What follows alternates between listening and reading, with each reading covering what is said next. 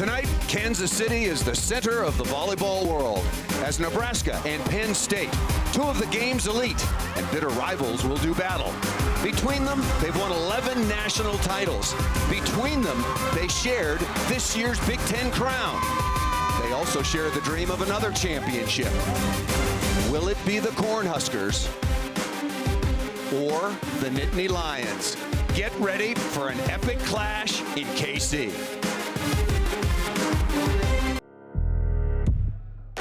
Here you are, an opportunity at your fingertips. Your pulse is racing, that feeling in your gut. Heartbeat so loud it silences the noise. But your game speaks for itself. Nobody can hold you down. You were made for this moment. As we welcome you live inside a sold-out Sprint Center, first of our two semifinals, the Nebraska Cornhuskers versus the #1 seeded Nittany Lions of Penn State. Later on, it will be the 3 seed, the Stanford Cardinal. They are the Pac-12 champions and taking on the Florida Gators, the co-champions out of the SEC. Welcome, everybody. I'm Paul Sunderland. We'll hear from HALEIGH in just a moment. My partner, U.S. national team head coach Karch Kiraly. A couple of weeks ago, Karch, we started with 64 teams, and now we're down to this elite group. Florida's still on the outside looking in. They want their first title, and they're seeded second. But among the other 3 teams that have advanced, they've claimed half of the previous 36 championships that have been competed. This is truly, truly a prestigious group. And not only do we have, in my opinion, the best 4 teams in the country this year, but 4 of the legendary programs, 7 titles all time for both Penn State and Stanford. Most wins ever for Nebraska. And Florida, 8 semifinals they've been in, 823 wins. We have an absolutely titanic battle with these 4 teams. It should be a great day, semifinal day. Nebraska and Penn State are very familiar with one another. They both play in the same conference, and they met earlier this year. Penn State has lost once. That was at home to Nebraska. How do the Nittany Lions turn that result around? They are going to have to turn it around, and it's going to start with more offense. Penn State had the least efficient offense of the season before, but they're going to rely a lot on All-American SIMONE. Not only will she get them out of trouble in the back row like that, but she can do lots of damage up at the front court. A high flyer, a spectacular player. On the other side of the net for Nebraska, cool and calm, their quarterback, Kelly Hunter, does such an amazing job and gets her hitters a lot of one-on-one situations like you saw Michaela Fecke hitting there, and then occasionally she'll take the offense into her own hands. But she is definitely the straw that stirs their drink. All right, now let's meet some more of the key players. First up, the Nebraska Cornhuskers. I'm Allie Havers, middle blocker from Nebraska, and this is my team. At middle blocker, Brianna Holman, don't let her serious face fool you, she's our jokester. Our libero, Kenzie Maloney, also known as Pip or Dime City. Our other middle blocker, Lauren Sturbins, she brings the E all day, every day. Outside hitter, Annika Albright, all right, Albright. Outside hitter, Michaela Fecke, she's basically our silent killer. Our 2 DSs, Sydney Townsend and Haley Dessenberger. Our setter, Kelly Hunter, who's basically our quarterback. Right side, Jazz Sweet, but not so sweet from the other side. I'm Haley Washington, a senior middle blocker at Penn State University, and these are my A1s from the day one. Sophomore middle blocker from the Great White North, Miss Tori Gurrell. WWE Diva senior setter, Abby Dietering. Volleyball player now, but soon to be Victoria's Secret model. The right side, Heidi Thielen. Senior setter, Brianna Weiskircher. She's got that bop and that pop. Outside hitter, Simone Lee. Our outside hitter, Allie Franny. Flying around wild, starting libero, Kendall White.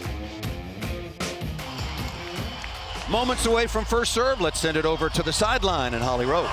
Well, you talk about the amazing women we will see play tonight. We would not want to leave out Haley Washington, the middle blocker for Penn State, who might just be the most interesting volleyball player in the world. This philosophy major is an avid reader. She was just named the National Senior Class Award winner for her community work with kids and reading.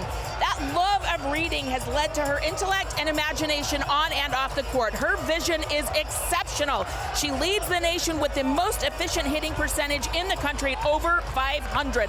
Coach Rose says she doesn't get blocked much and she doesn't hit it out of bounds. She will be the heartbeat of this Nittany Lion team in the middle tonight. Thank you, Holly. Set to go, Penn State as the highest seed. #1 in the tournament will be the home team on the scoreboard. That's why they're wearing their white uniforms. Karch, this is the 11th meeting all-time between Penn State and Nebraska in the NCAA tournament. The Cornhuskers lead the overall series 7-3. And remember the battle last year in the regional semifinals at the Devaney Center in Lincoln, Nebraska. Penn State was up 2-0, only to see Nebraska come storming back. And we're expecting a lot more of the same this evening. Settle in. We could be here for a while.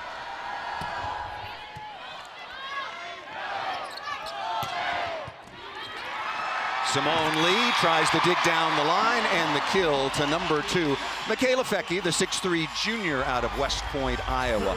A second-team All-American this year and first-team All-Big Ten performer. Here is Kenzie Maloney, 5'8" junior out of Louisville, Kentucky. She's the libero.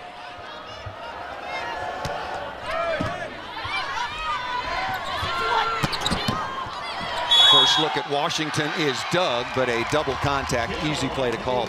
In the backcourt against the Cornhuskers, who are 30-4 on the year. Like Penn State, Karch, they were 19-1 in the conference.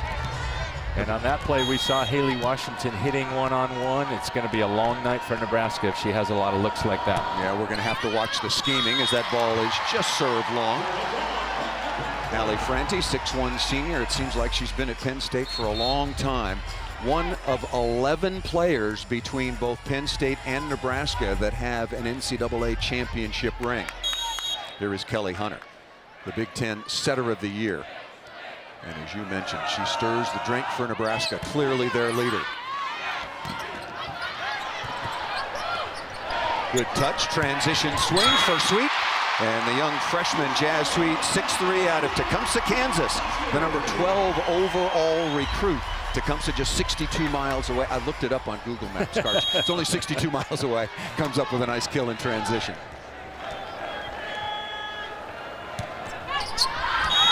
That ball served just out of bounds, and that facet, the serve and serve receive part of the game, phase of the game, vitally important, Karch, for both of these teams. And in the first matchup between these teams, Nebraska clearly won that matchup. Even Coach Rose of Penn State would say Nebraska is the better serving team, the better passing team, but both teams trying to serve tough to start.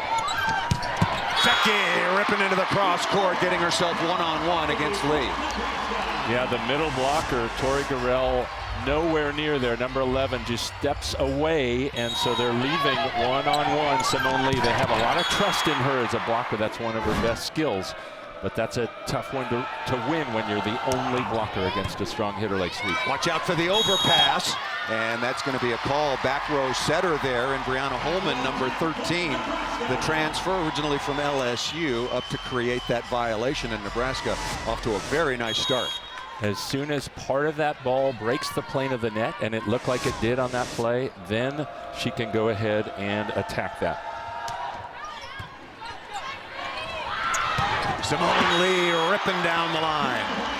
Really interesting there. Jazz Sweet way too interested in the quick. She got in the way of her own middle blocker, and you don't want to leave no blockers against Simone Lee. Your right back defender's got to have an insurance policy or something. Here's Abby Dietering, one of 2 setters on the floor, deployed by Russ Rose. Oh, nice block into the cross court, stuffed by #11, 6'2", Tori Garrell, wearing #11 in white. And this is what happened very rarely, Paul, in the first time these two teams met. They caused Penn State's server Dietering did, a poor pass, and that left Albright against a very strong block. Back to Sweet, nice touch off the top of the block, transition swing, not a good opportunity for Penn State, but making the most of it is Simone Lee. And they are taught to create trouble on broken plays like that. You saw that she didn't put the ball anywhere near a libero or a defensive specialist. She put it on the setter, Kelly Hunter, and it got the kill. Simone Lee, a first-team All-American once again. Brianna Holman, speaking of that first meeting back in University Park, Nebraska won 3-0, and Brianna Holman was one of the keys. 13 kills on 16 swings and only 1 error as Holman goes to the sideline. Yeah, Nebraska's offense hit 347 in that match, and Penn State held to a season low 227. 59 kills for Nebraska, only 38 for Penn State in that match. Nice high flat shot once again by Simone Lee. Mentioned she was an All-American once again, averaging just under 4 kills per set, Karch, and as an outside hitter, hitting a gaudy 320. That is really good. It's an amazing number, Paul, because you often have a really good block in front of you when you hit out on your left sideline. You get lots of trouble plays, like that one we just saw her getting her team out of trouble. Oh, Garrell really missed an easy point for Penn State. And Kelly Hunter did not get a piece of that. That ball whiffed out of bounds by Penn State. Best 3 out of 5 sets in this first of 2 semifinals. Stanford and Florida still to come. First 4 sets to 25 points, win by 2. 5th set if necessary. Will be a 15-point tiebreaker.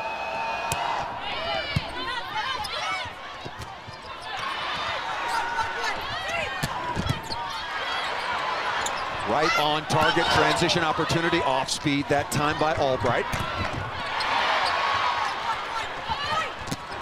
And into the cross court. Number 19, Heidi Phelan, 6'2" senior. Able to put that ball away. Yeah, she's a converted middle, and she has learned to play the right side. She hits a lot of slide off 1 foot, but this time off 2. Nicely executed. She found the high seam. There was space between the blockers. Tied at 7. Both teams passing the ball pretty nicely. Stivrins unloading for the first time off the right side. Lauren Stivrins, a redshirt freshman at 6'4" out of Scottsdale, Arizona. Even though she's from the desert, there was no doubt where she was going. Both her mother and father and brother all attended Nebraska. Ali Franti registering her first kill off the left side. What do you think of the start so far by both teams? Still probing each other a little bit? Yep. Nebraska not controlling the ball all that well, and both Franti and Simone Lee off to very strong starts on the left side, much stronger than they had in that first meeting between these two teams. Simone Lee out of the back row, out of the pipe, right down the middle, one-on-one. And I don't know if you want to leave her one-on-one on this. You see Nebraska lets Stivrins, their middle blocker, block all by herself. There's just too much court to hit at for a high flyer like Lee. After a quick start by Nebraska, Penn State has come back to take the advantage. Out of the back row again, off speed, and Hunter can't get there. And Simone Lee off to a perfect start, Karch. She sure is, but it's caused by, originally, her opportunities are caused by the good serving of Penn State. They've caused a number of overpasses, a near ace, and this is a much better serving performance. Another out-of-system play there, an opportunity for Penn State to score. The block forces Michaela Fecke to hit out of bounds. Nebraska having a very tough time controlling the serves of Penn State. Just underway here in the first of 2 national semifinals, and Penn State off to a nice run here, particularly from the service line over Nebraska. Penn State on top, 11-8. Coming out of the early timeout, Penn State on top by 3. You look at the program comparison again, 11 national titles between them. They have made a living coming to the national championships for now the last 37 years. And Penn State, the last 6 semis they've been in, they won them all and then won the title. Nebraska needed that side-out score, so point in possession back to the Cornhuskers. Michaela Fecke finding herself one-on-one. Let's go over to Holly Rowe. Well, John Cook called timeout there. He didn't like the little run that Penn State was going on. And what he told his team in the huddle was they are not putting enough pressure on Penn State with their serve. Look for Kenzie right here to do just that. Exactly. Nice timing, Holly. There is John Cook, and congratulations are certainly in order in his 18th year at Nebraska. Today, he was elected to the AVCA, the American Volleyball Coaches Association Hall of Fame. And he had a fun story, Paul, when he talked about his first coaching opportunity. He was a football coach going to Francis Parker High School, wanted to be a teacher there, and they said, okay, you get to coach women's, girls volleyball, girls softball, girls basketball. He said, but wait a minute, I'm a football coach. Well, not anymore. It's worked out pretty darn well. It sure has. Great career for him, starting head coaching at Wisconsin and then switching over, taking over for Terry Pettit at Nebraska. Coming out of the timeout, Nebraska has responded with a 3-0 run of their own. And Nia Reed, 6'1" redshirt junior, on the floor now for Penn State. Look at this serving. Boy, Holly Rowe was listening very, very carefully. Message delivered by head coach John Cook and received by Kenzie Maloney. Yeah, and you could see Nebraska is going a lot. Coach Cook's signaling short area 2. They're serving short to Allie Franti to try to cause trouble there, and they are. Now a run for Nebraska ever since that side out by Fecky. As Holly Rowe pointed out, HALEIGH Washington hardly ever hits the ball out of bounds. Well, she just did, and that continues the scoring run now for Nebraska. 5-0.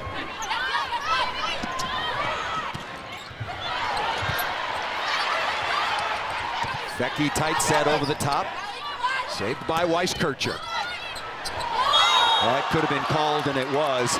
Kelly Hunter, who dug the ball beautifully right to Brianna Holman, who was called for the double contact. We've seen that twice now from Nebraska. They've had plays come up, but then made very poor contacts on the ball. That's out of character for this team. Usually, if the ball comes up, they'll get a swing for themselves in transition. Lainey Pierce coming on now to serve and play some defense, 5'8" senior out of Eden, New York. Perfect pass, and Fecky just drilling right through a small hole in the block. Simone Lee went to the right side this time. Coach Rose calls her their best blocker, even though she normally plays on the left side of the court. They wanted to put her against Michaela Fecky, but they did not get. There was too good of a pass, easy offense, and there was too much space to hit around Simone Lee. Here is Hunter back at the line for the second time for the Cornhuskers, who have really picked up their serving game. Point scoring opportunity here, no double contact on the first attempt. Overpass, Holman drilling out of the middle, and Nebraska continues to roll. Little surprise, Coach Rose hasn't called a timeout. It was 11-8 Penn State. Now a 7-1 run. Here comes the timeout. Timeout, and much needed for the #1 seed Penn State Nittany Lions.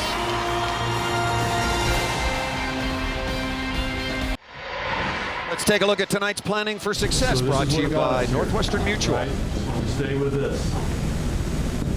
The most important thing here is next play mentality. So there's going to be some great plays tonight by both sides. It's just 1 point, we go on to the next play. That's what our focus is, we're winning the next point. The other thing I keep telling you is you've earned the right to go for it tonight, to attack, to be confident, to trust it. Trust your training and everything you do. You've earned that right. You paid it. It's in there. It's in the bank. Use it. You don't even have to think about it. Those are themes that have been common for Coach Cook for years. Kayla Banwer, sitting on the bench, hit one of his new assistant coaches who played for him years ago and then went on to play for USA. Had the same, she would say the same thing. We have to have a next play mentality because there are going to be spectacular plays made. Swings like that by Lee, even though it's controlled, and you just got to come back and drop that play, go on to the next one. Nebraska creating point scoring opportunities, getting good soft touches at the net. Safe to the outside, and a better block here. Number 13 in red, Brianna Holman once again. Holman doing such a nice job of working to the outside, and they got 2 good touches on Simone Lee in that rally. First, the soft one that went deep behind the Nebraska block, then the stuff. Nebraska already with 10 digs, playing some inspired defense. Out to Simone Lee again with the off-speed. Pancake is up by Fecky. And tip to the corner. Brianna Holman is on fire here. Remember, it was Penn State, Karch, with the 11-8 lead. And now Nebraska has completely turned around this second opening set, leading 17-12. We do have the challenge system. Each team gets 3 challenges per match. And they are really controlling HALEIGH Washington. Lee down the line, dug by Hunter, but just outside the antenna. Boy, Penn State really needed that. Penn State now, the leading offensive team in the country, Karch, at 347 is hitting only 125. And on the other side, Nebraska at 368. And the first time they played, they hit a very low 227, but Nebraska's defense even better thanks to their great serving out of that first timeout. That ball, a miscue, a rare missed play that time by the setter of the year in the Big Ten, Kelly Hunter, the 5'11" redshirt senior out of Papillion, Nebraska, which has produced some very, very important players that have worn red for Nebraska. Cornhuskers 30-4 on the year, Penn State 32-1. Here's Washington again.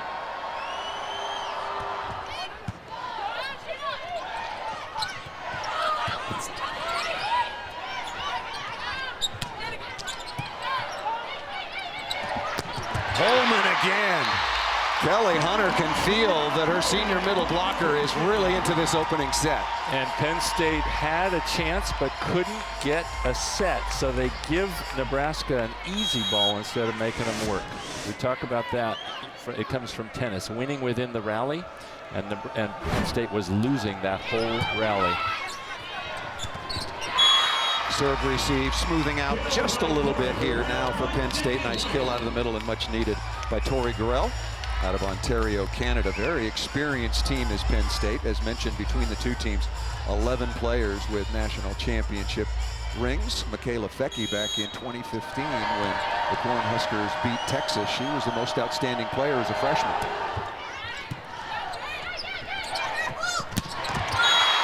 Monica Albright with her first kill off the left side. When Nebraska passes like that, they can run that set faster to the left side, and it just doesn't give middle blockers, in that case Tori Gurrell for Penn State, enough time to close a big space between her and her outside blocker. There's HALEIGH Dinsberger, 5'9" freshman, in to serve and play some defense. Perfect pass by Lee, and another dig by Hunter, just keeping the ball alive and over the sideline. Nebraska, remember they told us yesterday when we spoke to the players, we are just going to stand our ground, dig in, and be a defensive force, because Kelly Hunter told us, look, defense wins championships. Yeah, and she said we have to be digging machines, and so they are getting touches. You've seen Penn State get the ball very rarely to the floor cleanly.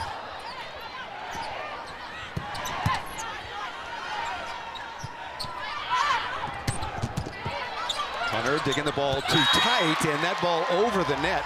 Gurrell just misplayed the ball, misread the situation, and a free point now coming Nebraska's way, leading 19-15. She sure did. Poor read after Nebraska, I think, made a better play and put 2 blockers up on Simone Lee out of the back row. Apologize for that. 20-16. Our graphic stats, our scoreboard on our stats is incorrect here at the table. I'll have to keep an eye on that. Serve out of bounds. I think there's a serious lag. We're going to have to look up at the scoreboard here. Where's the modem? Come on, Karchi, you're the tech guy. The dial-up modem.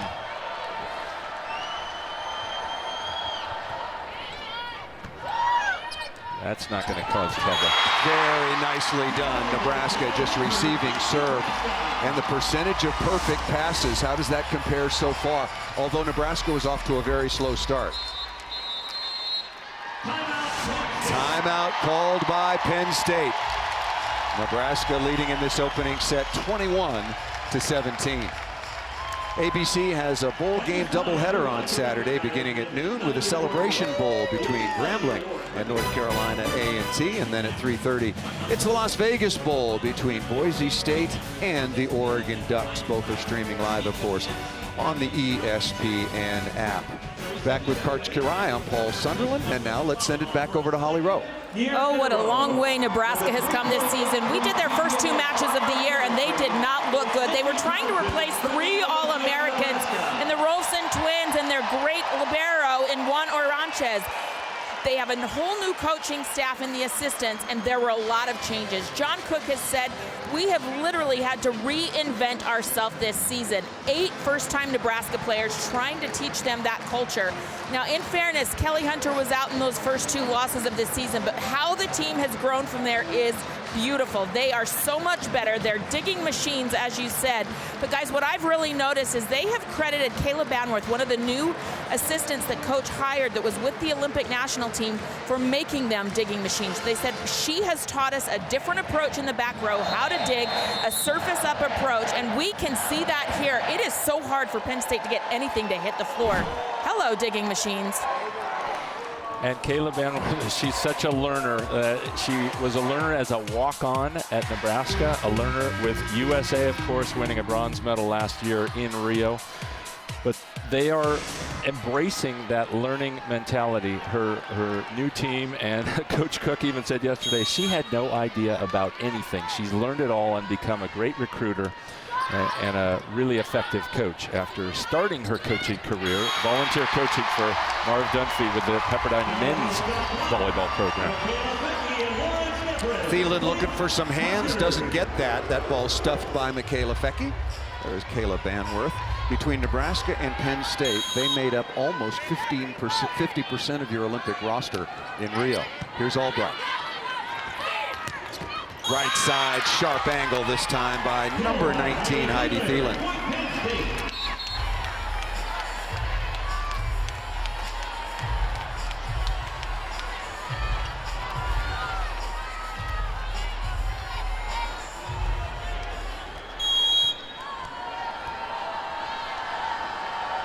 Here's Weiskircher. And a service error there.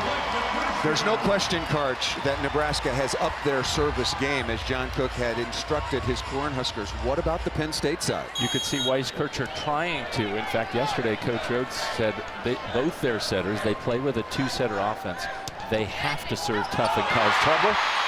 Instead, it's happening more on the Nebraska side. Remember, Nebraska started their comeback with Kenzie Maloney at the line. They were down 11-7 and sided out, and then she started a huge service run, and now they are again going at Ali Franti, but Penn State pulls Ali Franti out of the deep service reception pattern.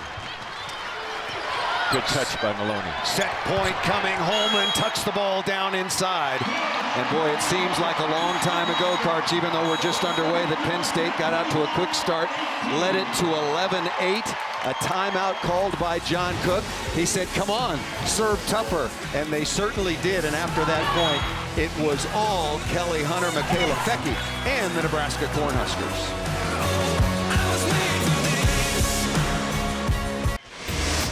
Simone Lee has led Penn State all year long, Karch, and now starting to heat it up here in the second with 7 kills on 15 swings and getting off the floor. Several players are wearing monitors to measure their vertical jump. Yet they're wearing the vert device. We use that in the USA gym also to track workload, but here some spectacular jumps from Simone Lee. Bookend seniors and what careers they have had, both of them with national championships. You see their resumes. 3-time All-American first team for Washington. She's been struggling early, 0 for 7 as we pointed out through much of that opening first set. Now with a couple of kills trying to get untracked. Coming out of the timeout, here's Kendall White. Good soft touch, but out of the reach of White. Very nice offense once again.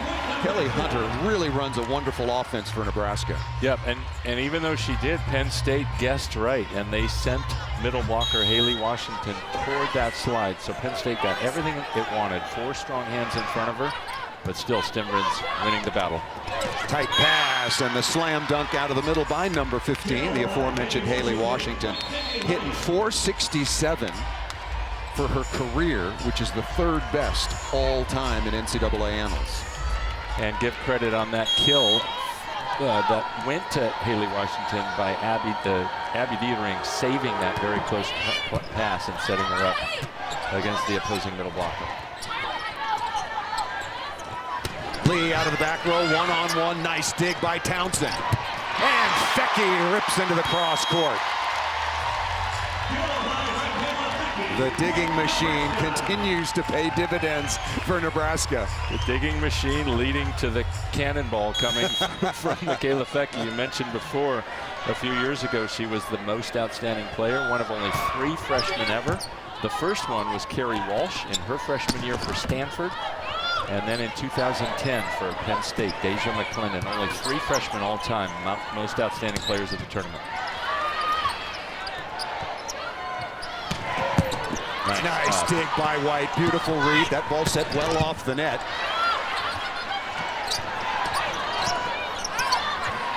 Tough swing again for Franti, and up into Holman. Brianna Holman now with 6 kills to go along with a couple of blocks has been absolutely superb for the Cornhuskers. Yeah, Holman's getting up so high. You can see she's reaching her hands farther across the net and up higher than Kelly Hunter. Franti would be smarter to try to hit it down the line off the right hand of that right side blocker. There's Maloney, who got things started for Nebraska with a couple of service aces in that opening set. Opportunity here. Good read by Simone Lee. Washington off the top of the tape using all the equipment, but still on the sideline. Washington now with 5 kills after that 0 for 7 start. And we've seen Simone Lee doing it in the front court. There she does it in the back court. She was not surprised by that play at all. Kelly Hunter will do that once in a while. Try to put it high and deep on the second contact. It catches some team by surprise, not Penn State. Laney Pierce coming on now for Franti, getting a word, his senior outside hitter from head coach Russ Rose along the Penn State sideline. Combination play.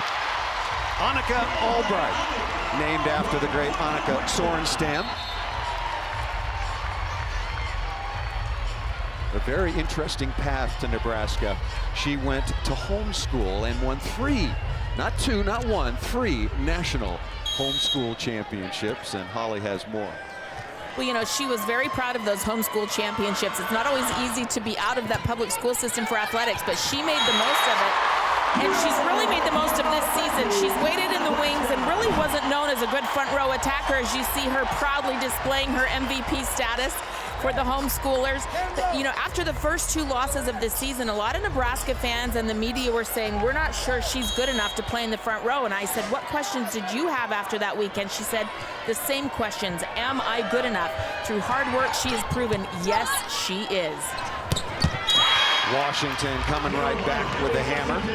Thank you, Holly. One other note on Annika Albright. Is she good enough? You bet. The 6-foot senior out of North Aurora, Illinois. A second-team All-American was announced yesterday. That is a wonderful, wonderful accomplishment. In her first year, going 3 years as a defensive specialist, finally getting to play the front court for Nebraska.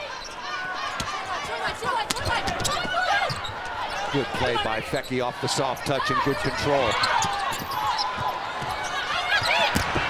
On the overpass, you could see Fecky lighten it up and hammered that one to the floor.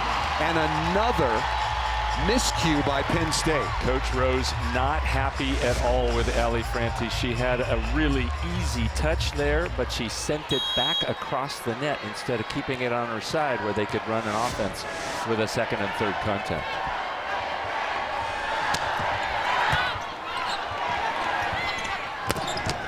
Lee working deep into the cross court. That is a very nice play by Simone Lee.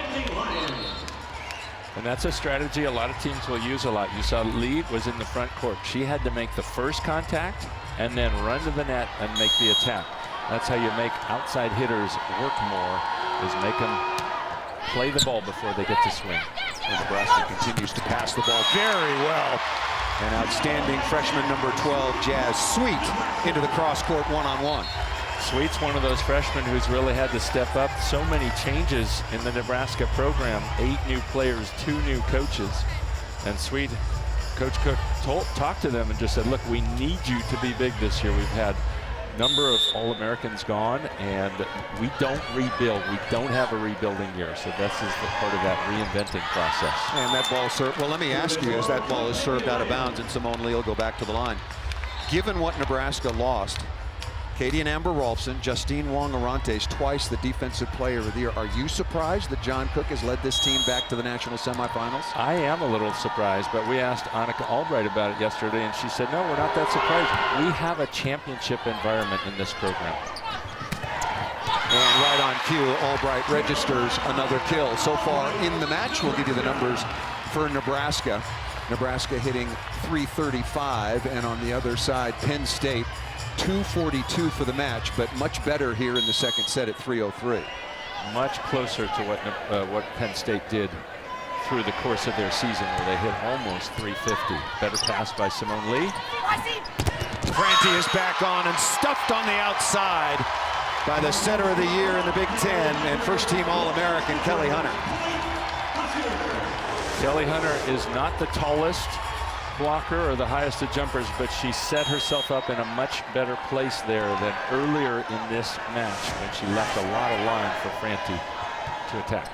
5 blocks now for Nebraska, only 1 for Penn State. Make it a half a dozen stuff blocks now as Thielen is roofed straight to the floor. And just like the opening set, Nebraska, it looks like a home match here in Kansas City. For the Big Red, timeout called by Penn State. Nebraska on a run once again, leading now 19-18 here in the second. We'll step aside. It has been the blocking and the defense so far of Nebraska that has given them the advantage over the #1 seeds from Penn State.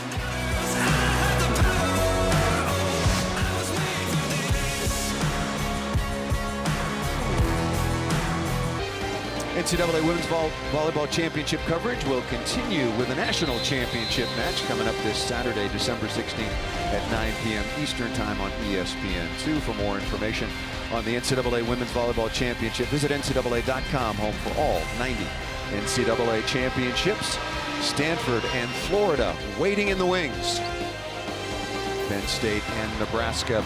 Nebraska came back to take the opening set 25-18. The Florida Gators back in the national semifinals for the first time since 2003. The #2 seeds overall. And what a comeback they had at home in Gainesville against the USC Trojans. Down 8-4 and 9-5 in the 5th, came back to take it. And down match point in the 4th, much like Nebraska was down match point to Penn State in last year's regional final, but came back. 3 straight blocks now for Nebraska. Franti is stuffed by Stivrins, and now that's 7 blocks for Nebraska to only 1 for Penn State as Nia Reed will come on. That is a 4-0 run now for the Cornhuskers. Are you surprised, Karch? Teams at this level, they tied for the Big Ten championship. Both, Penn State has been more vulnerable, giving up these long and big runs.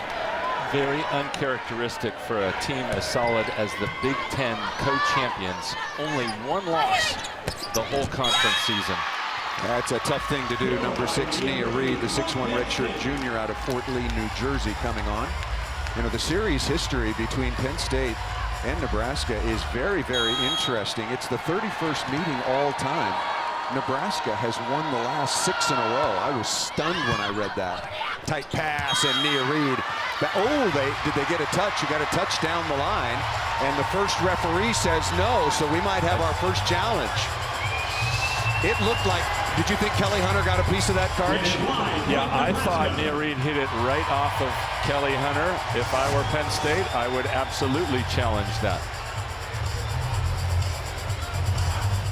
That's a tough angle for the referee to see because she doesn't see. Oh, actually, that's not so clear there. That might have missed. Wow. Kelly Hunter. Well, a challenge has been requested for by head coach Russ Rose. Once again, a touch or no touch off the block, ball in or out. The opposing player of the court went out on. This is a huge call. I think that's one of the better angles there because you have the hand and the ball. Hunter touched it first. That caused Nia Reed to miss-hit it, and it went off the side of her hand. So then the question is, when it came off her hand, was there a touch?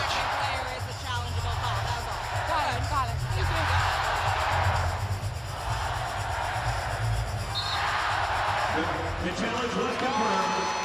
Ball was caught by a Nebraska player for Penn State. So the challenge was upheld by Penn State. Take the point off the board from the Cornhuskers, put it in the Nittany Lions column, and we're tied at 20.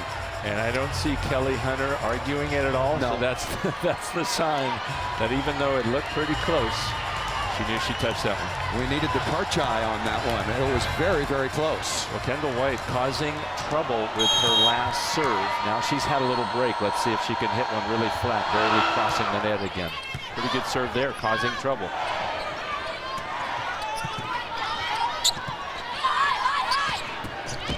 That's the wrong place to put that. And that ball missed out of bounds. Stivrins with the unforced error. In what sense, Karch, with regard to Nia Reed? Well, she hit it to the best defensive player, Kenzie Maloney, across court. But when we watch Simone Lee make those same kind of trouble swings, she takes it down to down the line to a weaker defender. That ball just over the end line from White, and it had lots of movement on it. Another service error for Penn State. They're starting to add up. That's their 6th. Against just a pair of aces. And keep an eye, because Penn State can only pass with 2 now. Nia Reed doesn't pass as much, but they cause trouble by Reed not getting the contact. Becky is blocked on the outside. Washington along with some help from Thielen.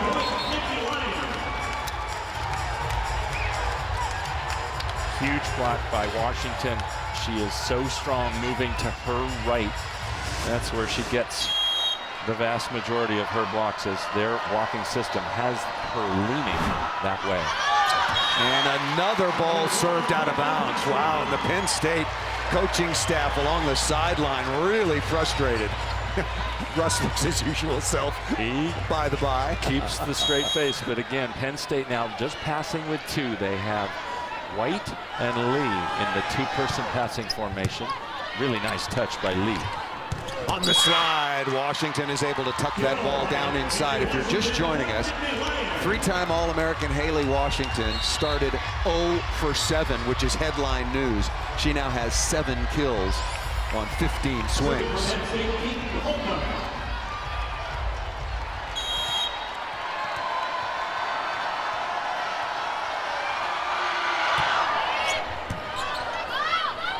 Perfect pass by Townsend over the top of the block and off of Kendall White.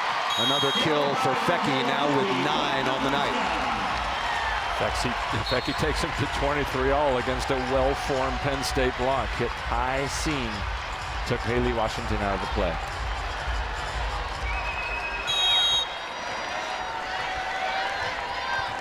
Three-hitter rotation now for Nebraska with Hunter in the backcourt, rotation number 1.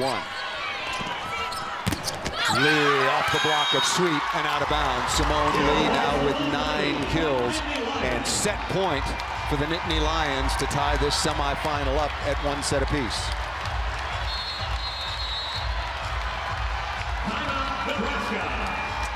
Timeout called by Nebraska, and as mentioned, I said it, HALEIGH Washington, if she didn't start to find some rhythm and put some numbers on the board, she's been one of the game's best in the middle, Karch, for the last 3 years, and very, very slow start, but this second set has been a different story. It sure has. Penn State with far better first contacts, and when the ball goes into the middle of the court, close to the net, HALEIGH Washington can play a much bigger role in the offense. Look at that bagel in the opening set. That's probably the first time in her career she's ever gone 0 for 7, and this was against the arch rivals from Nebraska in the national semifinal, but she has cleaned it up. ESPN has a triple header of bowls coming up on Saturday at 1 p.m. Eastern time. The R&L Carriers New Orleans Bowl, Troy versus North Texas, 4:30 the Gildan New Mexico Bowl, Marshall and Colorado State, and then at 8 p.m. Raycom Media Camellia Bowl, Middle Tennessee versus Arkansas. College football bowls all day this Saturday on ESPN, and then you can come back to ESPN2 and watch the match for the national championship between either Penn State and Nebraska or Stanford and Florida. What do you think about the matchup coming up later on between the co-champions out of the SEC and the Stanford Cardinals? Well, Florida is so happy to be back to the semifinals for the first time since 2003. Florida a great comeback, as you mentioned, against USC, so they've got some real momentum. But boy, do they have their hands full with the Pac-12 champions and the defending NCAA titleist, Stanford. Set point number 1 for HALEIGH Washington. Sweet out on the left side, Holman in the middle, Michaela Fecke on the right side. They love Michaela Fecke to take a lot of their big swings, so they could well set back behind, and Penn State has a great blocker in SIMONE Lee. Blocked out of the middle by Penn State, and we're tied at a set apiece. Really nice comeback by the #1 seeds, the Penn State Nittany Lions. They take the second set 25-23, and they started to turn it on a little bit late, Karch, defensively on their own side, particularly blocking against Nebraska. And now Penn State knows they can take one set that they had been blanked in that first matchup between the two teams at Penn State. Nebraska had 3 aces in the opening set, none in the second, probably a big factor as well. Let's go over to Holly Rowe. Well, Coach, you have kept beseeching your players to handle that serve better, that they were putting pressure on you guys. What changed in that second set that you did a better job? Well, you know, it'd be tough to explain because we missed 5 serves in that game. So, you know, it's 2 teams that kind of know each other pretty well. You know, they've got a great service game. So we've got to be able to keep the ball in play. You know, we think we can get a couple of swings outside, and if we can get the ball to HALEIGH, that's good. But we made an awful lot of foolish errors in the first game. So, you know, we're going to have to tighten things up because they're not going to go away. HALEIGh did get involved, though, in the second set. She was 0 for 7 in the first, but she got going. What are you doing well when she's getting looks? Well, I mean, I think if we can control the ball, but, you know, again, we got to keep the ball off the net. Nebraska's a big blocking team. They're strong in the back row. So, you know, but HALEIgh's one of our key hitters, so we know we have to get her the ball. Thanks, Coach. Thanks, Holly. Thank you, Holly. Tied at 1 set apiece. We thought we might have an epic battle between these Titans in KC. Maybe it is shaping up that way. When we come back, we'll take a look at Penn State seniors who are in the national semifinal for the first time since their freshman year and what their journey has been like to get back here.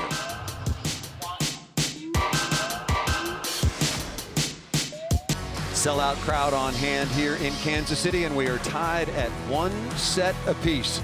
Back with Karch Kirai and Holly Rowe, I'm Paul Sunderland. And Nebraska, after a slow start, Karch, easily won the opening set 25-18. What turned things around for Penn State in the second? Well, they got HALEIGh Washington going. They got better passing. Even though Nebraska has had a great blocking match, HALEIGh Washington finally found some daylight and some space to get that ball to the floor, and they needed every one of her kills. I think it was 7 in the second set when they win by 2. Nebraska sealing the net really well. Ali Franti and also on Heidi Thielen. And they just caused a lot of trouble. In fact, remember, Russ Rose made a late change, a smart change to go to Nia Reed. But HALEIGh Washington, they really got her going. Much better first touch contact. You see their setter not even having to move to run their offense. Plus, HALEIGh Washington got in the block party, too. Let's go over to the sideline once again to Holly Rowe. Coach, you got up to such a great start in that first set. What changed in the second set that caused some problems? Sometimes, you know, when you win that first one, you take a deep breath. But we had our chances. We just didn't execute on some plays. And, you know, we got called on a double hit. So that gave Penn State some confidence. We could have really put some pressure on them. You did a good job against HALEIGh Washington in the middle in the first set. She was 0 for 7. What got different in the second that she got going? They passed a little bit better and were able to get her the ball. She's hard to stop when they pass well. All right, thanks, Coach. Okay. Thank you, Holly. Numbers so far in the match. Nebraska out-hitting Penn State 281 to 227. Out-blocking the Nittany Lions as well, 7-3. And the serve and perfect pass battle continues to shape up in Nebraska's favor. Yes, that number, that good pass percentage, is something that Nebraska is really good at. But this is a lower number than their normal, probably about 60%. What it means is they're putting their setter in better spots. That would be a not good pass, so that is going to lower Penn State's, lower Nebraska's 50% down a little bit with that touch. And when you see a big difference in those two numbers, it means one team's running its offense much more smoothly than the other. Michaela Fecke opening this third set with her 10th kill on 24 swings. Interesting, Penn State going right back, bringing Ali Franti back in the game, even though they substituted her late. They like her ball control, but that time a near ace. That overpass should be an automatic point, even though Penn State didn't take care of blew one or two of those themselves.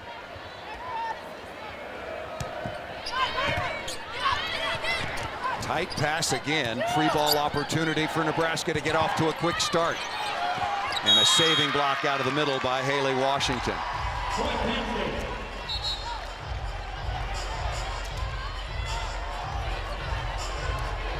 Penn State advanced to this national semifinal with a 3-0 win at home over Michigan State, while Nebraska was eliminating Kentucky in Lexington 3-1.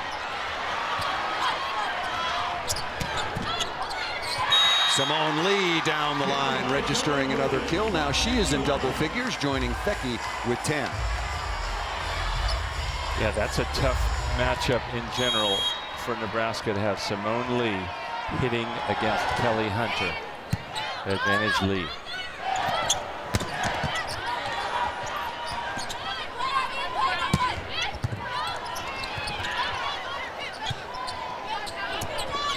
You go to Washington here. She's been hot. Yes, you do. Off speed. Hunter's there, kept alive in the backcourt. Lee again with the off speed. Simone Lee now with 11 kills. What a nice choice by Lee. First, Albright keeping this play alive with the hustle. But later on, Simone Lee has a great look and she breaks out. That's a really nice time, Paul, to break out the off-speed shot because your opponents think you're just going to crush it. Nice dig in the backcourt by Franti. Maloney returning the favor. Fecke getting a lot of action here, Karch, to start the third. Shot over the net quickly, kept alive by McKenzie. And into the backcourt, HALEIGH Washington over the top of the block and down. Yeah, that's a play Weiskircher likes to make. First time she's done it so far this match, but Nebraska was ready for it. Coming up with it in the pancake. That is touching the ball below the level of net, sending it over on the second contact. Lindsay Maloney playing some inspired defense right now for Nebraska. Not enough that time around, and this time through a hole in the block and down once again for Lee. Quick start for Penn State on top 5-2. Timeout called by Nebraska. Back and forth we go. Timeout here in Kansas City.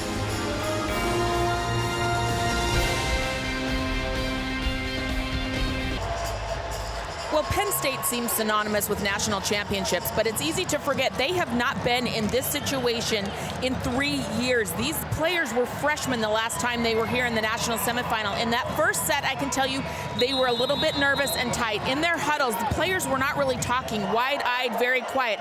Since then, look at Simone Lee right here, laughing, talking, demonstrative. It's like they have finally settled in, taken a deep breath, and fought back. They hit just 182 in that first set. Since then, they're hitting 294, but that has come from settling in, finding some confidence, and really talking and being who they are in their huddles. And Coach Rose loves how she has this calm during turmoil and this looseness, and she can infect those around her with that.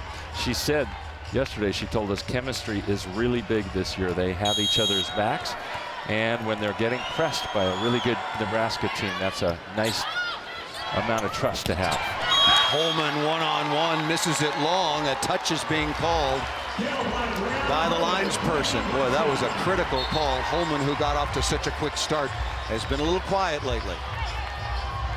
Nobody for Penn State arguing the call. Looked like the right call. One-on-one, Simone Lee got the micro touch. Holman knew it right away.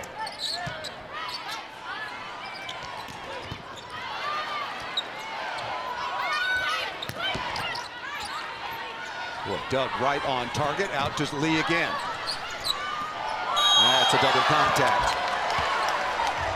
Jazz Sweet, the freshman out of Tecumseh, Kansas, not able to set that ball efficiently to the outside. Paul, that's the fourth ball handling error on that second contact for Nebraska. Very out of character for them, and in a point where the margins a match where the margins are so thin, don't want to be giving up points like that. And that ball drifts out of bounds. That is the 8th service error for Penn State against just 2 aces. Russ Rose talked to our Holly Rowe about it. If you're wondering about Coach Rose's notebook, he's like the high school teacher, keeping track. I asked him before, as Penn State was coming into the building, I said, Russ, I've known you all these years. What are you writing down? Finish the thought in just a moment. Ball a little bit low into the middle that time, but put to the floor by Tori Garrell. He said, look, when you look at the stats, it's all positive. It's kills. I'm keeping a plus minus. So if you've got 8 digs, I keep track of the 4 or 5 that you should have gotten. And I have a conversation with all of my players after the match to set it straight on the plus minus. Sweet one-on-one stuff by Lee. Sweet had taken some great swings earlier cross court, but this time Simone Lee stopping short and taking the cross court. Sweet not seeing that she had made that adjustment where she could have had line to swing at. Penn State now on top 8-4, and there's another ball handling error, and this one surprisingly by the setter of the year in the Big Ten, Kelly Hunter. Between them, these two teams have won 11 national championships.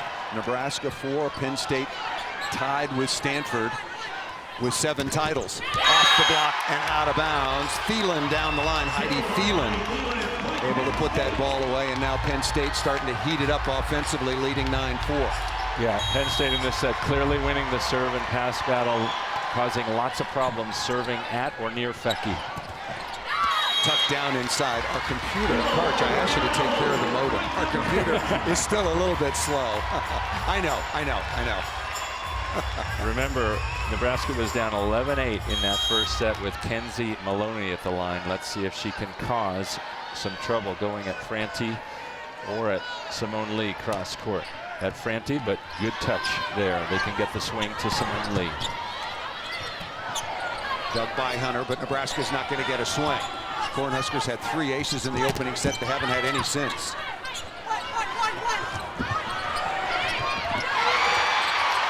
Stuffed by Sweet, kept alive by Simone Lee, but point on the board to Nebraska.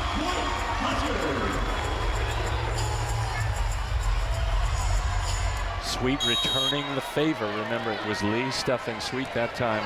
Sweet hanging and swatting the ball just before it fell on her side of the net.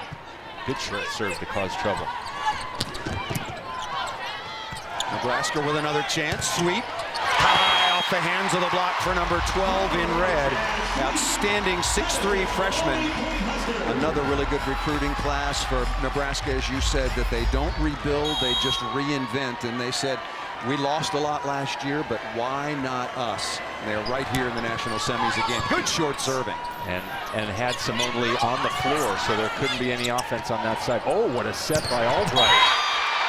Annika Albright.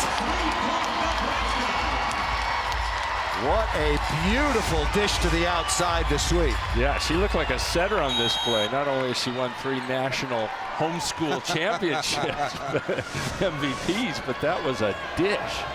And Maloney with another service run like she did in the first set.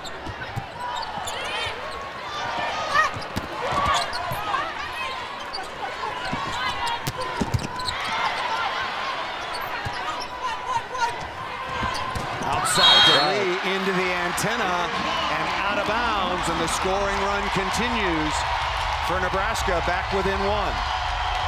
And it's the same rotation with the libero, Kenzie Maloney, back at the line. Yep, and sometimes she serves short, but she's mixing up her seams as she serves between Franti and Lee. That time short again, taking Tori Garrell out of the play. Good transition setting, Albright into the cross court, and missed it just out of bounds. But one service run like that, Paul, can completely change the complexion of a set, pulling Nebraska right back in. And remember, Maloney should have another service turn. They'll rotate around again later in this set, especially with Penn State missing serves like that. But Penn State, Karch, is missing way too many serves right now, are they not? I would think so. Coach Rose does not want them missing any more than 7%, somewhere between 5 and 7%.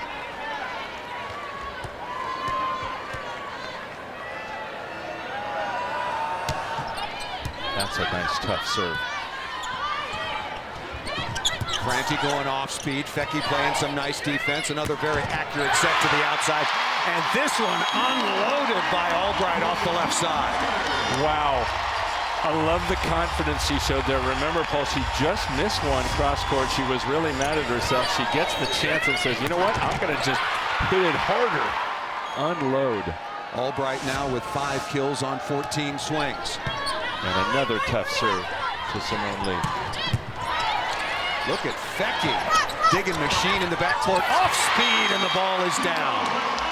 Michaela Fecky is playing some superb backcourt defense, number 2 in red. Remember, Coach Cook implored her last spring, you have to stay on the court full time for us. That means passing, receiving the serve, and also playing great defense in middle back.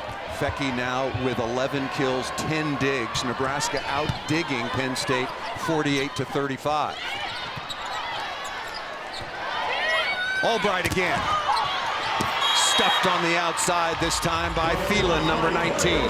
Also, give Sydney Townsend credit. Those were 3 really good serves she sent across the net. So it's 2 littles for Nebraska, who have pulled them back into a tie after they were down probably about 6 points, something like 10-4. Here's the libero White. Tight pass. And Washington easily over the top of Hunter. And now Kendall White, a little from Penn State, returning the favor with the tough serve. You'd think all the bigs would be hitting the ball low and flat across the net, but it's the littles for both these teams. Stivrins has been pretty quiet. Here comes Fecky. Nice. White got a little bit lucky. That ball off the top of the tape gave her an opportunity. One-on-one into the cross court. Dug, and then Stivrins right on the spot. Number 26 in red, the redshirt freshman middle blocker. What an adjustment by Kendall White earlier in that rally. She was going to get 2 arms on it, but then it hit the tape and she kept it alive. Love this hustle. So watch, she gets 2 arms ready, and then she has to backhand fist it up and keeps it alive. They don't win the rally, but Coach Rose talked to us yesterday about how he just loves people who work hard every single day, and Kendall White does that.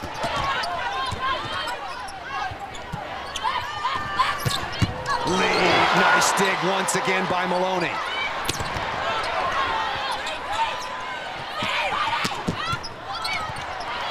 Nice set. Do you go back row? No to the outside. Fecky having to work really hard for this point.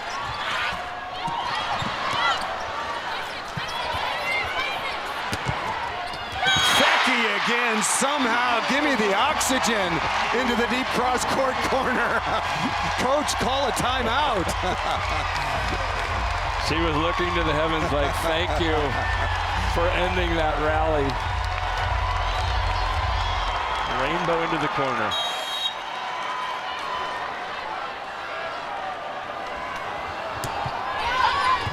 Good serving once again. The location and movement by Albright for another ace. And one of the things Nebraska has done better than Penn State in this match is mix their depths, mix in some short serves. That's given Penn State lots of trouble, including HALEIGH Franti on that last play. Timeout called by Penn State. Nice little mini run here by Nebraska, once again doing some work from the service line. On top, 15-13 here in the third. We'll step aside. Back to the national semifinals in Kansas City right after this on ESPN.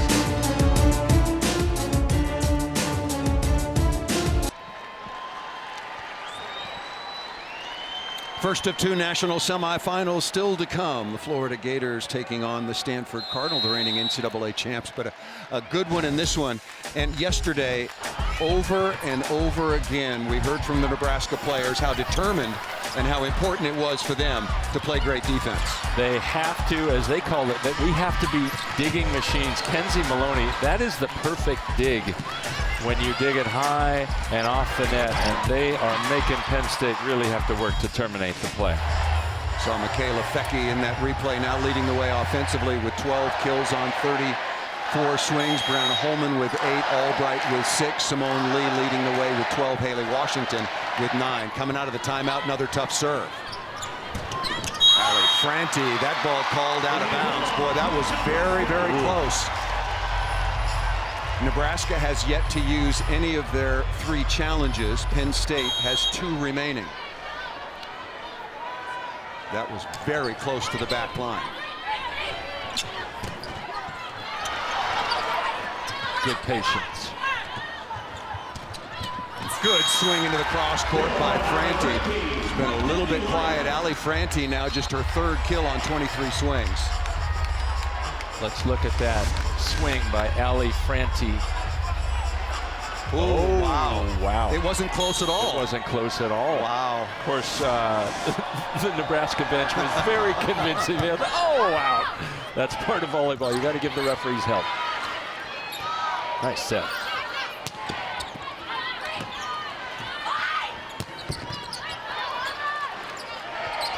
Good choice into the back rope. Ripped by Albright.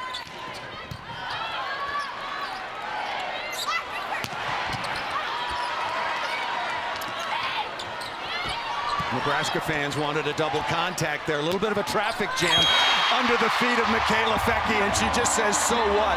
And cuffs it down the line over the top of the block. Fecke now with 13 kills. Wow, Michaela Fecke, watch Maloney comes in and makes this great defensive play, and Fecke has to jump right over her teammate and comes up with a kill. She had no approach, kept it safe, and earns a point. And that ball served just out of bounds. Holly, what have you got? Well, if you think that was hard for Michaela Fecke, just think about what she had to do last night. Nebraska is in the middle of finals.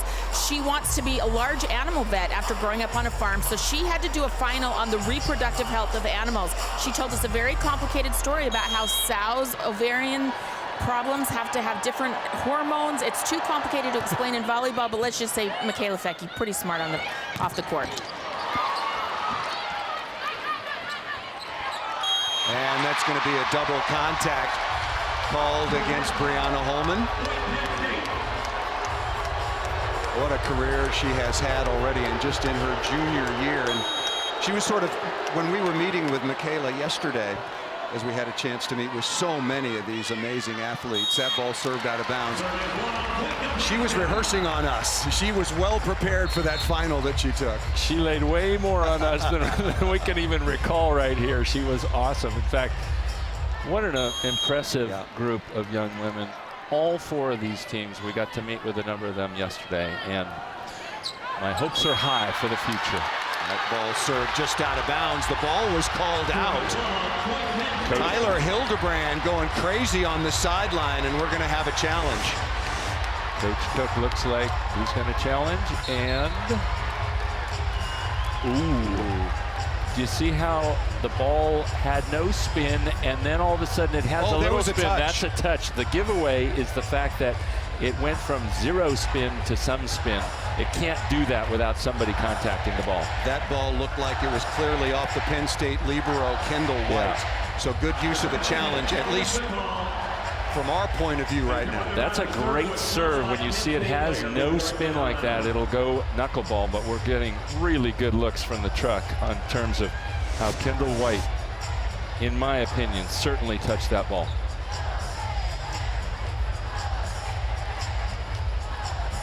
The ball was called out of bounds. It has to be clear and irrefutable video evidence to overturn the call. I think we had that. And what a critical juncture. Remember, earlier in the match in the second set, we had a challenge, and very, very important and crucial time. Watch, no spin, and then all of a sudden the ball starts spinning. Yes, they caught it. That's the right call. And we've only had this challenge for a couple of years, Paul, but those are critical, and ultimately coaches and players want the players to be able to determine the outcome. The referees do a great job, but they don't get everything right, and this is a wonderful help for them to get more of the calls right and let the players determine the outcome. Hunter back at the line. Nebraska now leading 19-16. Out to Lee.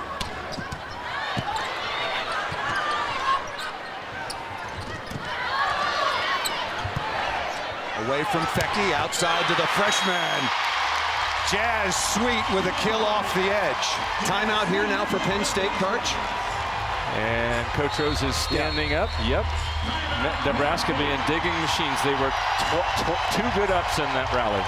60 digs now for Nebraska and doing work in transition as well. And remember, it's narrow now, but they are blocking the ball. They're out blocking Penn State, which is a little bit of a surprise in this match, 7-6. Yeah, earlier in the rally, Kelly Hunter was charging to make the dig, but much better control in the second one. And Jazz Sweet swinging high and hard off that outside hand. That's called the edge of the block. You want to hit the edge of the block much more than the meat, the low elbows of the block. Quick reminder this week on ESPNW.com, Catherine Plummer has been named the ESPNW Player of the Year. Last year she was Freshman of the Year. This year the Stanford sophomore has been awarded the Player of the Year. Kick Save stealed the show in 2017. Highlights, recaps, analysis, and more. That's all available for you on ESPNW.com. With three-time Olympic champion and U.S. national team head coach Karch Kiraly, Holly Rowe on the sideline. I'm Paul Sunderland. Thanks for joining us here in KC. We knew we would have a battle, and back and forth we have gone. And Russ Rose has got to find some answers here. Last time these two teams played, remember, Nebraska has only lost one match this year. They hit 227. Tonight they are 25 points below that, hitting only 202. It's from the blocking in the front court and the defensive machines, the digging machines that Nebraska has been in the backcourt. 60 digs for Nebraska, only 43 for Penn State. Florida and the defending champion Stanford Cardinal waiting in the wings. Remember that Kelly Hunter and Nebraska have beaten Penn State 6 matches in a row, including last year in a 5-set thriller in Lincoln before a sellout crowd of 8,000 plus standing room only, and came back from 2 sets down. Where Simone Lee had a swing to finish the match. Look out below. Incoming.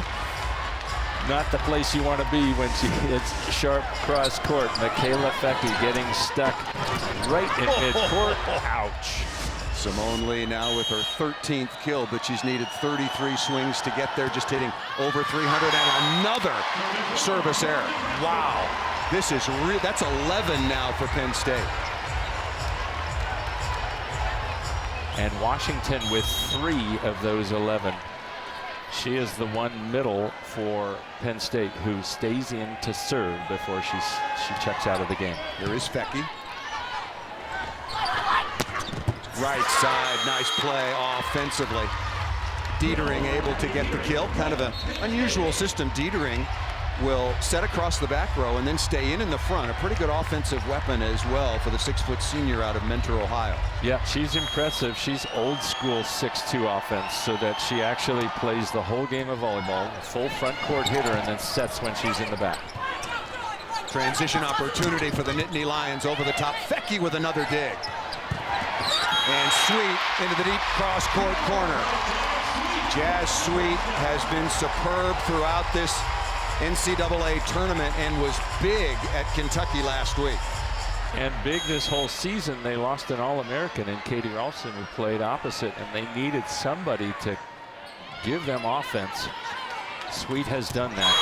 Gorell all in this season. Gorell with the crack-a-lacka out of the middle. Remember, going back to the early stages of this third set, coming out of the locker room, Penn State led 5-2, 10-4 before Nebraska went on an 11-3 run to take the advantage. Still on top by 3 with Lee back at the line.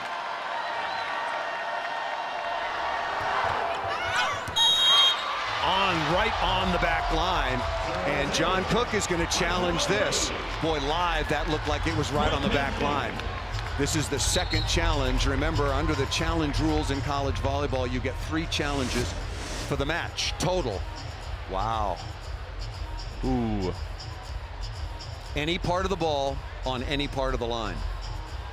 Nebraska has challenged the call on the What do you think? I think it was in. I think it hit part of the line. I think it was in as well. Going across. I think it was in as well. And as you probably said, you get 3 challenges, but whether you're right or wrong, you only get 3. Even if you get them all correct, you're done with your 3 challenges. Yeah, that's something that I think everybody would like to see expanded. I'm not sure what the formula is. I really like the inclusion of the challenge system in college volleyball. We've had it at the Olympic level for quite some time. But I think if you're right, you should keep it, or somebody will come up with a good formula that's better for the game. Internationally, you get 2, but as long as you... No, you get an infinite number. It's an infinite number. You get 2 wrong per set. Good call, Simone Lee. Back to the line. The 3rd ace for Penn State against 11 service errors. Oh, that ball really tight, and Dietering did a pretty good job somehow getting that ball to Garrell, number 11. Yeah, the Nebraska bench wasn't too happy about that one, but Dietering making a really athletic play there just to keep it alive. That did go, went too close to the net. Wow, that was close to a mishandled ball there by number 7, but it came out pretty clean, and we got a timeout called by Nebraska as Penn State, thanks to that overturned challenge, if you will, or back within 1. Let's take a look and remind you of the bracket once again. Nebraska, the number 5 seed overall this year. There was certainly some conversation about that. There always will be, as they were co-champions with Penn State for the Big Ten Conference. Florida and Stanford still to come. Stanford, the defending champions, with 4 players back from last year's championship with Inky and the Inkettes. They're a year older, and seemingly they might be a year better. Holly? Well, we have a unique connection tonight. Russ Rose was a coach at Nebraska in his younger days, and when he was there, he coached a young player named Lori Melcher. Well, she was terrific, really good for Nebraska, and he said she was a pistol. He just remembers what a fiery young lady she was. Well, she grew up to have a young daughter, Kelly Hunter, who is now the setter for Nebraska. Following in her mother's footsteps, she became a Cornhusker. So Russ Rose, great respect for this family. He remembers the mother well, and he said, I'm not surprised Kelly turned out just the way she did. Fiery, just like her mom. Russ Rose, although he doesn't look like it, pretty fiery competitor in his own right in his 39th year. 1,245 Division I wins. That's the most in the sport's history. Coming out of the timeout, Lee back at the line, leading the way offensively. No surprise there, 13 kills. HALEIGH Washington, again, if you're just joining us, started 0 for 7. She's 9 for 15 since. Nebraska has beaten Penn State 6 times in a row. That is a remarkable streak. And another service error. Remember Russ Rose going into the intermission talking to our Holly Rowe. He said, we survived in that second set, 25-23, and missed 5 serves. Well, the misses are really starting to add up. 12 service errors against only 3 aces for Lee and Penn State. And that was big. 23-21 advantage now for Nebraska, and they return the favor. Nerves here, Karch? I think so. And it's just uncharacteristic. Penn State does not normally play nervous. Coach Rose is really good at keeping them calm and poised, but they are at a very high error rate right now. Albright is stuffed on the outside. Penn State, along with HALEIGH Washington and Thielen and Garrell, were pretty quiet blocking early on. Not so much now. And this is a rotation that Penn State can score a lot in. Stivrins and Albright at the net. They don't have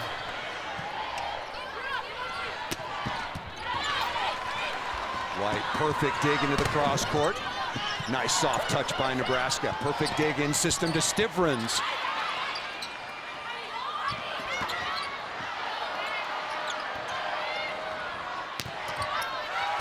Look at Lee chasing down, covering real estate. A little confusion. Nebraska's not going to get us. Oh, there. An unforced error by the Cornhuskers. Penn State now with a set point. Boy, Nebraska would love to have that back. What a chase by Simone Lee.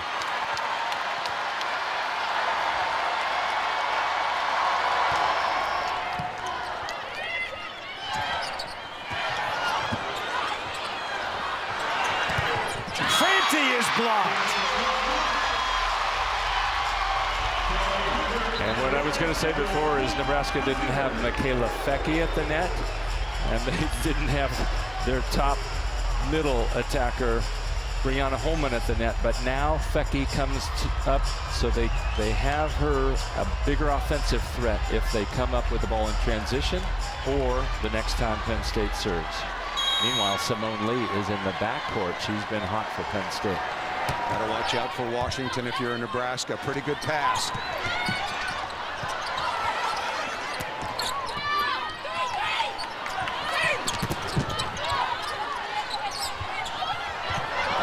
A mistake. Opportunity. Fecky over the top of the block. Lee's there again. Outside to Franti.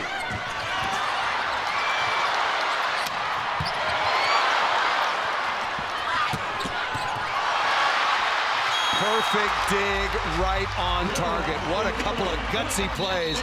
Albright ripping out of the back row, and Penn State there to take the advantage. And how about Dietering? She's done that 3 or 4 times now. The ball gets so close and she somehow keeps it alive and gives her team a swing. Set point number 2 for Penn State to take the 2-1 advantage. Nebraska won the opening set 25-18. Penn State came back to take the second 25-23.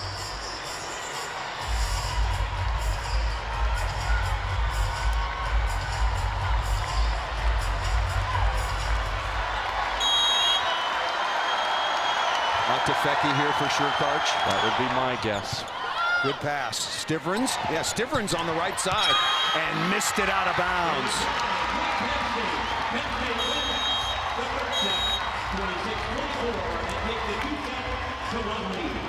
Penn State survives 12 service errors. Simone Lee with some miraculous defense helping the Nittany Lions close out the third set on an 8-2 run. We'll be back to Kansas City with the fourth set right after this. Penn State leading Nebraska 2-1.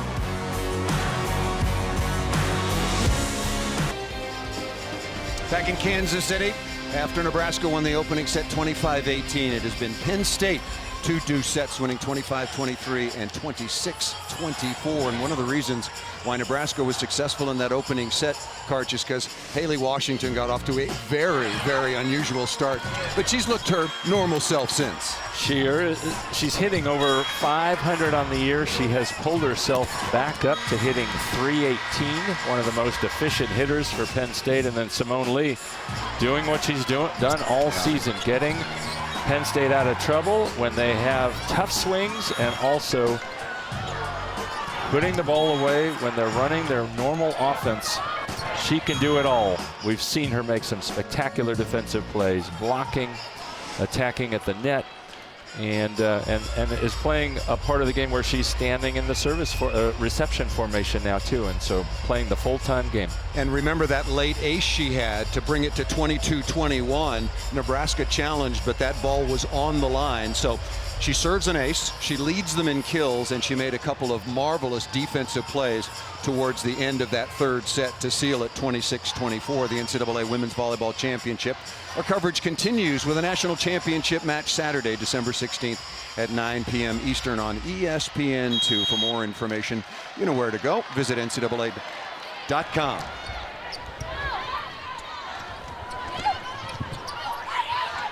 Maloney with the opening dig, but right on cue to Allie Franti, who's really been struggling, Karch. A lot of tough swings out on the left side for number 5. Yeah, 4 kills, but 6 errors, hitting negative when you subtract those errors.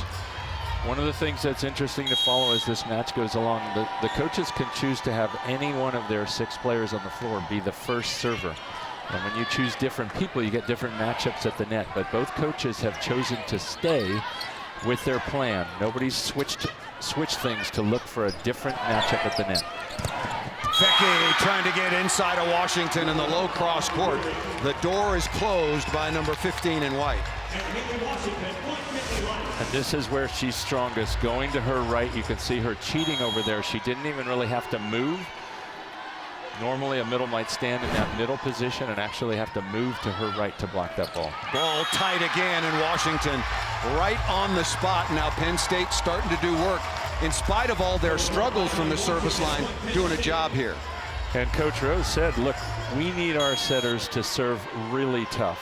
Weiskircher and Dietering, and Weiskircher with an ace there, and another tough serve that goes over, causing a point. That ball off of the setter, no doubt about it. Kelly Hunter and HALEIGH Washington just racking up points right now. Brianna Weiskircher, the 6-foot redshirt junior out of Rockford, Illinois, doing a wonderful job back at the line to start this 4th set. A quick 4-0 lead. Oh, the crowd groaning. They wanted a double contact.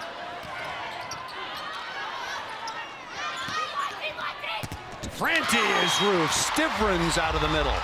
9th stuff blocked for Nebraska. And we can see Russ Rose having a discussion with Brianna Weiskircher about what kind of choices and where he wants her to set in transition. Some of those broken plays, Ellie Franti getting blocked on the outside. And that ball well over the end line. Boy, Simone Lee right now just flowing with confidence, really communicating well. Love her body language with the rest of her teammates. Yep, and now where she can help her team particularly is coming up to the net. And she'll be matched up against Brianna Holman if Brianna Holman comes around on that one-footed approach. It's called a slide. Well, that's one of the names for it. Keaton Holcomb coming on to serve and gets an ace. One of the easiest serves of the night. Yeah, this did not cross the net by just a few inches. You see crossing the net by about 5 inches. That should be an easy play for Albright. Timeout called. Nebraska trailing early 6-1. Remember, they trailed big in the 3rd set before they went on an 11-3 run, and a much needed timeout. Well, we got a moment. ABC has a bowl game doubleheader on Saturday beginning at noon with a Celebration Bowl between Grambling and North Carolina A&T. And then at 3:30, it's the Las Vegas Bowl between Boise State and Oregon. The coaching carousel at the University of Oregon, kind of unusual. Both games are streaming live on the ESPN app. Be sure and stay with us in between our 2 matches. Of course, coming up is Stanford versus Florida. Tiffany Green, Nell Fortner, and Hall of Fame coach John Dunning, who led Stanford to their national championship last year, will break down this match as well as preview the next semifinal. I was talking about that serve, and it didn't cross the net by 5 inches, by 5 feet. You want it to cross by inches and hit it really flat. That was probably one of the easiest serves Penn State had hit all season. Lollipop. Exactly. But it was in. And it was in. And Penn State likes in. Holly, what have you got? Well, listening into the Nebraska huddle right now, they've addressed a couple of things. You know, it is a unique system that Penn State is running with that setter, Dietering, moving into the front row and becoming an offensive player. They went over that and what to expect when she transitions into the front row, just to be a little sharper on that tactical move. And then John Cook challenged his team. He said, I don't like our variety of shots right now. Think about the tip shot. Get it to the middle. He wants them looking at other options because Penn State just doing too good of a job with the block right now. Interesting that they were focusing on Dietering. She's only hitting 100. I'd be a little more concerned with Simone Lee and HALEIGH Washington, the other 2 at the net. Collision again. What's traffic jam over here on the left side? Brianna Holman again, who got off to such a good start, Karch. And Nebraska seems that they're passing the ball pretty well. Do they need to get her more involved? I think they do, but remember, they've had a number of very poor passes opening up down 4-0 and now 6-2. If they clean their passing game up, if they control the serves of Penn State with a good first contact, absolutely they should try to get her the ball more. Perfect pass by Holcomb, and Washington unloading. Keaton Holcomb coming off the bench for Penn State and doing a very nice job. That lollipop ace, but if you're Penn State, you take it any way you can get it. And HALEIGH Washington displaying her vision. There are 2 blockers here, and she goes right around. They leave her some line, and that's what Coach Rose credited her with, having such great vision. A big part of her being able to be the most efficient hitter in college volleyball. Right side, Fecky unloading into the cross court against Weiskircher, who just barely got out of the way. Fecky on the night, 13 kills on 46 swings, and Nebraska has really cooled off, only hitting 192 so far in the match. Penn State has come all the way back to take the offensive lead, and Nebraska hitting negative here in the fourth. Means more errors than kills. Albright, smart shot off speed, working off Burrell's inside hand. Yeah, she hung that one up just enough for Gurrell to fall, and she could not stuff that ball. And she had more hang time, that would have come back hard, but it slips inside. That's a good play for outside hitters. Maybe they got net blocked a couple of times to mix in that off speed, that roll shot. Tough serve by Fecky. Another point scoring opportunity for Nebraska. Hunter with the first contact, however. Oh, nice play. Left-handed Abby Dietering in the front court. What a dig by Weiskircher. But I want to credit that play to Simone Lee. She stood here on a trouble play and got the ball to Nebraska's setter, Kelly Hunter, so Nebraska couldn't run their offense. For most teams, that would be a free ball. Penn State gets a chance back. Albright flails that out of bounds into the cross court. Penn State extends their lead, already up 2-1 and now 9-4.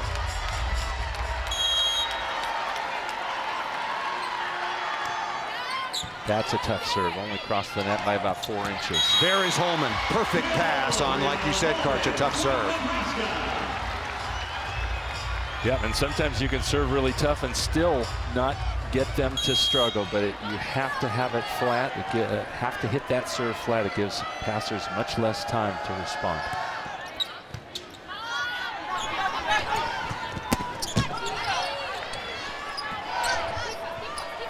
To Sweet again, off the top of the block, looking for a touch, none detected. Wow, do you challenge that? If the call stands, and it doesn't look like there'll be a challenge, Penn State on top 10-5.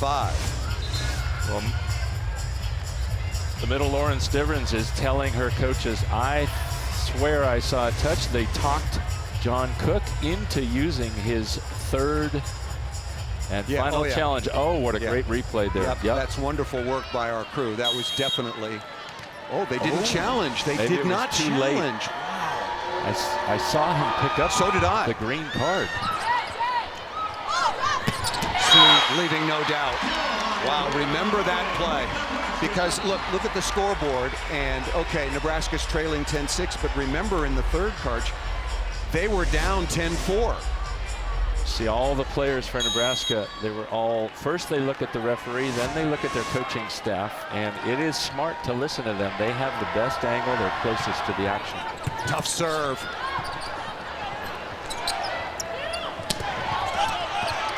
And again, Simone Lee. The Nebraska crowd wants a call, and that ripped into the cross court. First Sweet, and now Albright. 10-7 Penn State. 4,000 Nebraska fans made the trek. They led the nation in attendance on campus in Lincoln, averaging over 8,500. Big wet spot in the deep cross court corner. Simone Lee covering a lot of real estate. Nebraska in their third straight national semifinal. Mentioned those fans, Karch. You're going to get a chance to take your team and play in front of those great fans as well in Lincoln. Yeah, next May, of course, we have some Huskers on the U.S. team, 3 of them on the Rio roster, and what a great supporter of volleyball the state of Nebraska is. That ball missed out of bounds. Heidi Thielen not getting good wood on that. And the run continues. Remember, Coach Rose told his team in the first set, we're getting in our own way, making these mistakes that are uncharacteristic, and that was one of them. Thielen doesn't miss much. Out to Franti again. Nebraska looking to add to a 3-0 run up into the net. That's going to be 4 contacts in any case. Ali Franti registering the kill again, having to do a lot of work. 5 kills on 34 swings for the senior Franti, wearing number 5.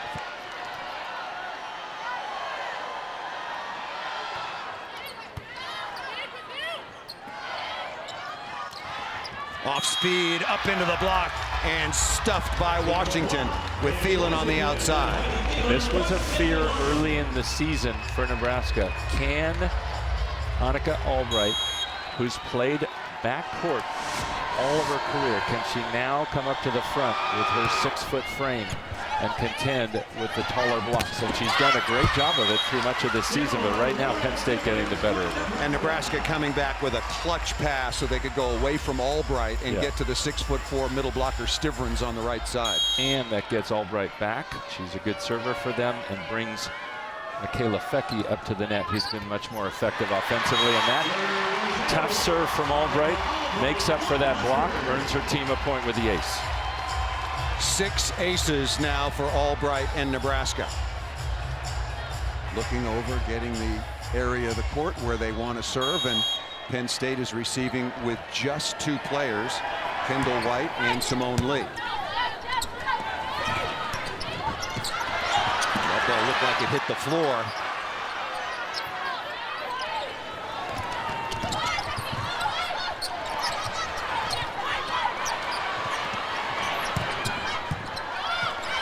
Right on target, and Stivrins again. Wow. The Penn State coaches, they might challenge. Yeah, we're going to have a challenge on that first pancake by Maloney. It's either the pancake or later the net was shaking a little, and they might be, we'll hear what the call is, but another possible challenge would be calling that Nebraska touched the net, but no, they're looking at the pancake. And as part of being able to challenge ball in or out, you can also challenge ball up or down. Live, I thought that ball was on the floor. You know, it had a certain sound to it, Paul. It makes a different sound when you get your hand completely underneath it. And I could have sworn I heard it hit the floor. Let's take another look.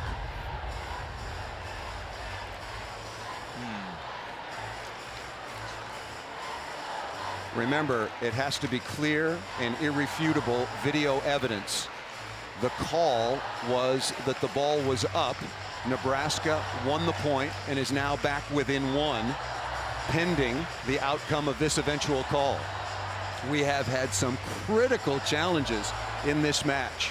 That ball's on the floor by my eye. Yep. Great view on the zoom in. Remember, if it hits half her hand and half the floor, it's down because it got the floor. Any part of the ball on any part of the floor, any part of the line. She has to get her hand completely under it and prevent any part of it from hitting the floor. They're still looking at it.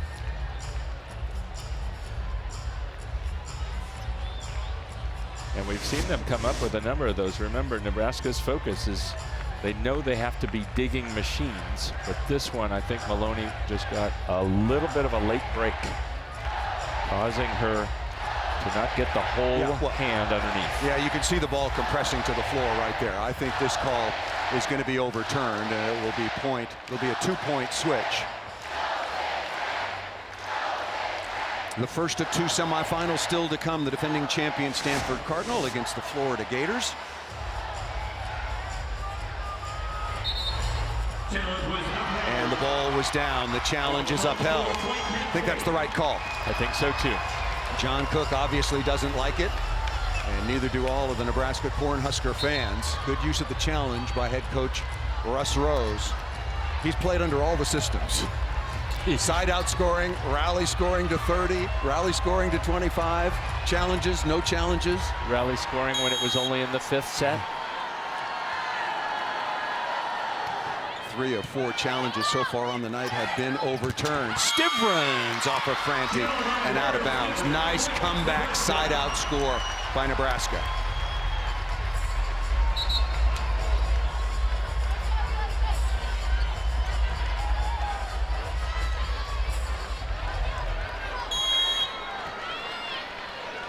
Atherton, number 10, will come on to serve. Nebraska's been really good in this phase so far.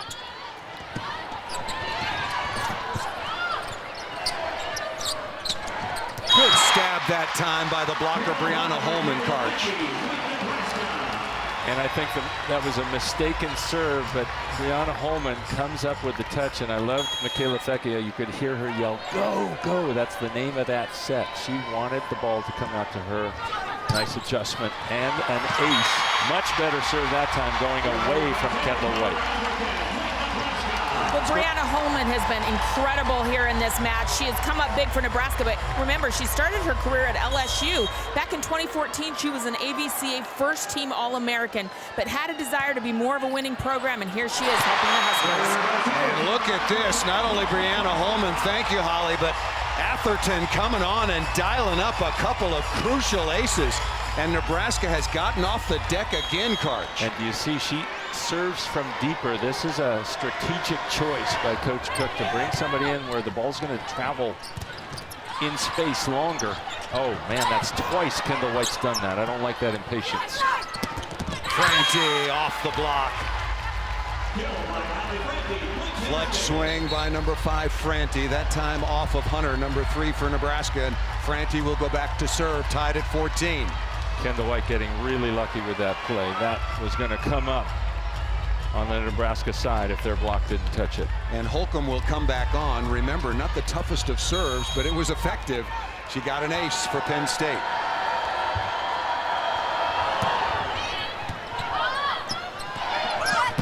Holman again, leaving no doubt. And while she's a good left side blocker, Simone Lee, she often over travels. Look at how much cross court she's taking there. I think she'd be wise to force Brianna Holman to hit something different. Holman has hit cross court just about every slide swing she's taken. See Holman's numbers, 400 efficiency. Washington is rejected by Fecky.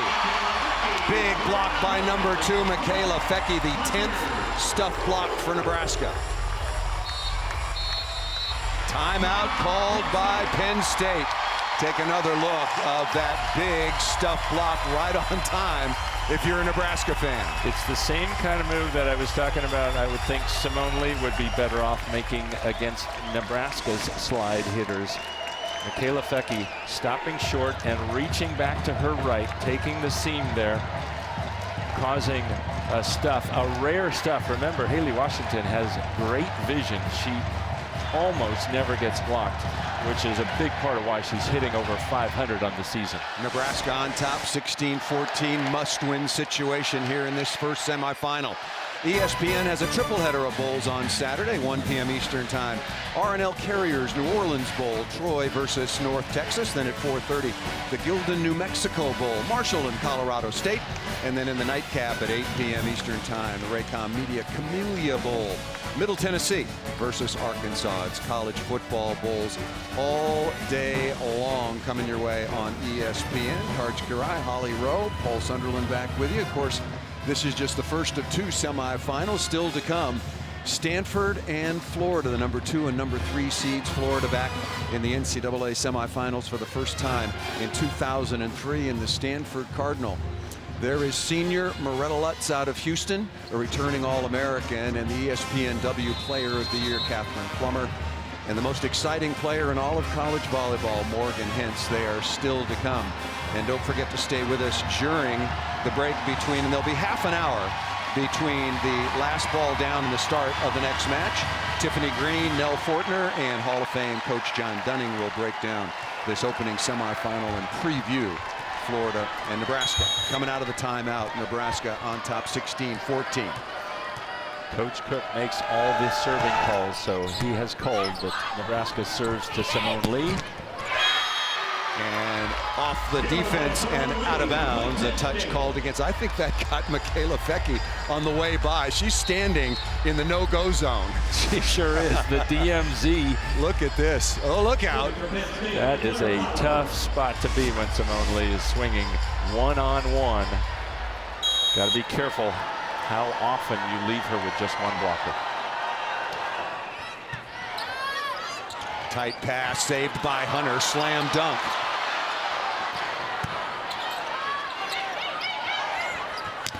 Fecky off of Simone Lee and out of bounds.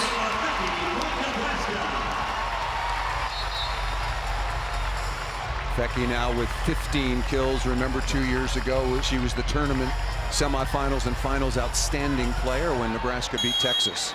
And remember, Albright's at the net now, having a rough night offensively, hitting barely over 0. So look for the ball to go way away, maybe to Jazz Sweet or Brianna Holman there. And don't need to worry about that.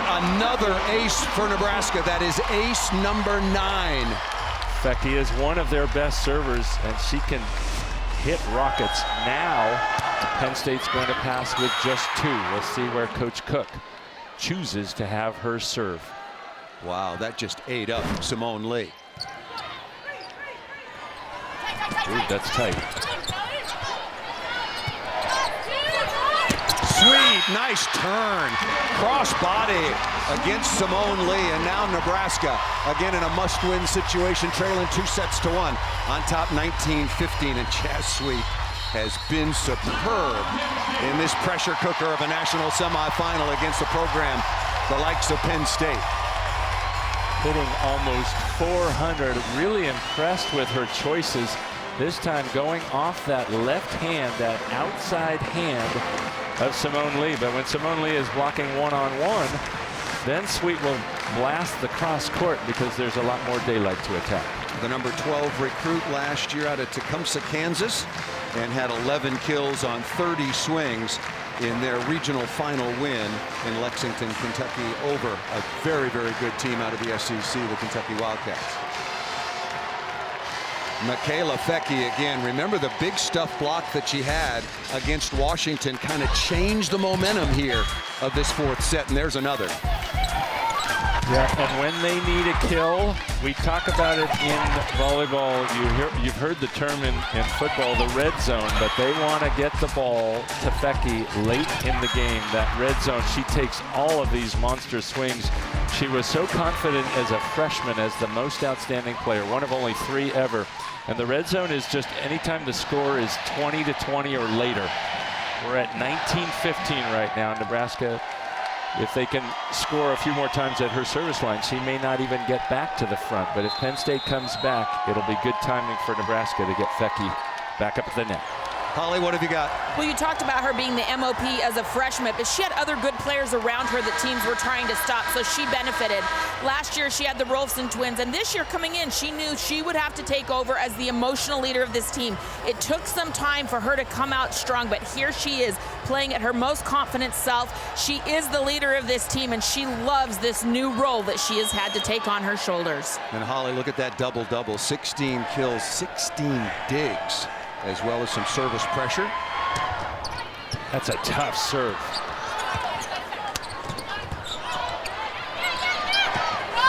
Sweet again, looking one-on-one and missed out of bounds. Is Hunter setting away from Albright here out on the left side? That would have been my choice too. I think she got a good matchup. She got one blocker up. Just sometimes the hitter will miss by a little. Jazz Sweet having a big semifinal, 9 of 19, and you talked about her efficiency. Nice save by Hunter, and Sweet comes right back. What confidence by the senior and the freshman. And Coach Cook gives Kelly Hunter so much credit for being a leader and knowing what people need, and I love the trust that she showed in Jazz Sweet after a hitting error to go right back to her. 4-point advantage, and we just got into Karcher's red zone. Out of the middle, Gorell. Gorell has been so efficient on the night. Unloading, cracking there. She's now 6 of 8. But that's only 8 swings in almost 4 sets. When she's that efficient, you'd think you'd want to give her a few more chances and take a little pressure off Simone Lee and Allie Franny out on the left side.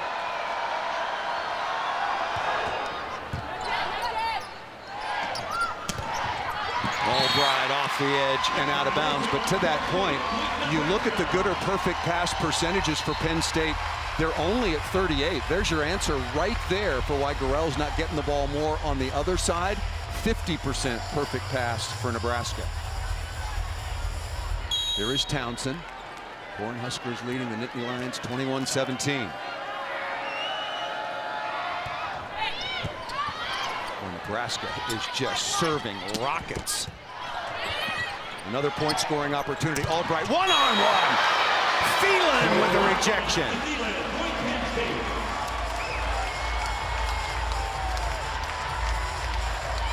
Wow, what a move by Phelan.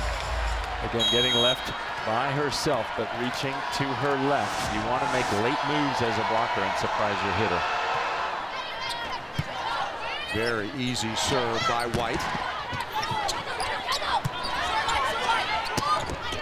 Franti into the deep cross-court corner. Well, that wasn't a defensive machine, a digging machine. The machine definitely broke down on that play, Paul. I'll tell you, that block by Heidi Thielen, that would have felt like a set point for Nebraska. An absolutely huge one-on-one blocking move as Russ Rose takes a deep breath.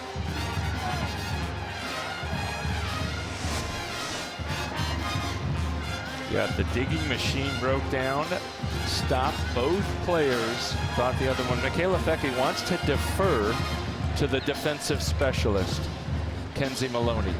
And Maloney defers. She was almost being too nice a teammate. You want to let the person who really focuses on defense take that ball. Some numbers for the match. It has been a real battle. Nebraska hitting only .214, and Penn State 347 on the year, being held to 217. 11 blocks for Penn State, 10 for Nebraska. Serving has been a huge story. 6 service errors for Nebraska, 9 aces, and just the reverse. Penn State has really stubbed their toe, Karch, in that category, although in this fourth set they seem to have cleaned it up a little bit. 12 service errors so far on the evening, driving Russ Rose absolutely crazy.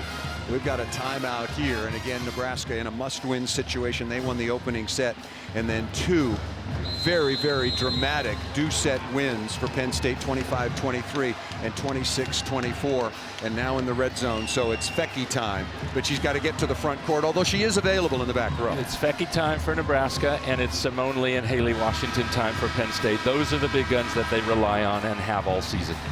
Again, this is just the first of 2 semifinals still to come, a battle between the number 2 and number 3 seeds, the defending champion Stanford Cardinal and the Florida Gators. They're going to have to wait a while longer, maybe.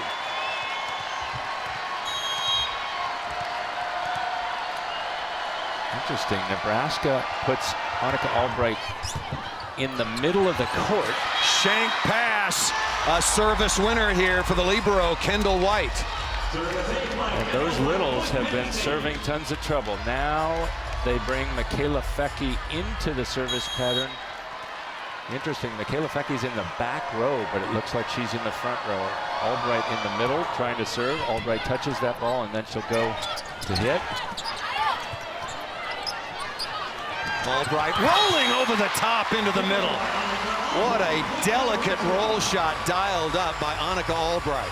I don't know if I want to read what Coach Russ Rose is writing in his notebook right now, but I know it's nothing good. That is not the play.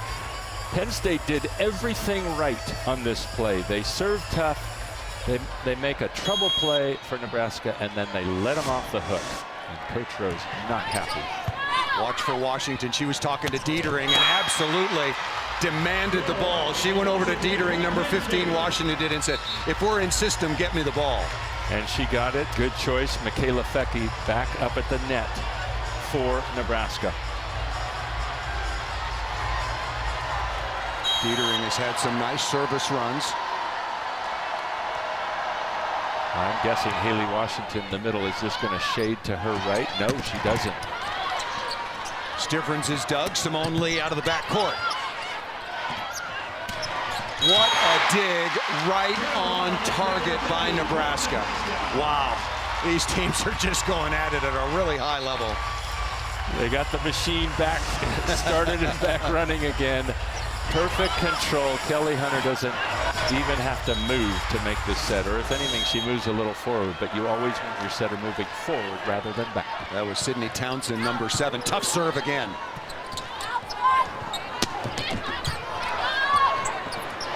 Hunter to Fecke, rolling over the top. Franti, what a good swing. Allie Franti working off of Kelly Hunter down the line. And Fecke trying that roll shot, but Penn State wasn't going to fall for that one again. Tying it up, or pulling themselves back to just 1 down now. 23-22. Holcomb on once again. She's been effective in the backcourt. Yeah, and two nice choices for the Nebraska offense. Fecky or Brianna Holman. Out of the back row. Interesting choice there. Simone Lee from behind the 3-meter line. And into the deep cross-court corner. Wonderful delivery by Hunter. Not only the delivery, but the choice, because she got a one-on-one and she gets her team. Set point to go 5.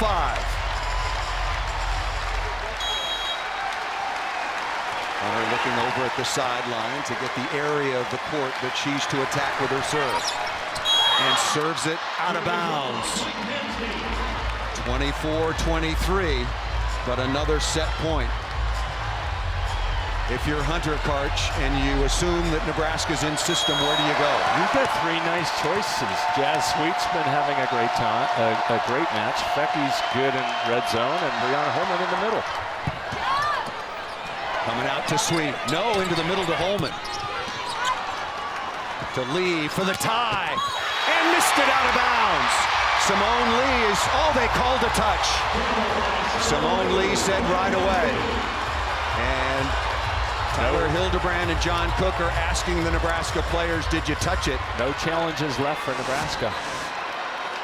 Tied at 24. Got to win by 2.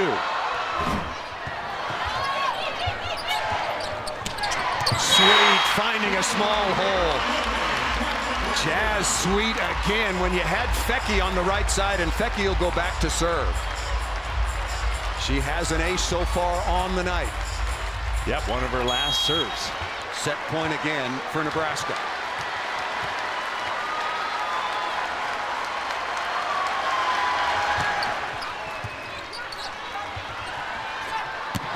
Lee ripping into the cross court. Simone Lee now with 16 kills and none more important than that. 3 set points saved by Penn State.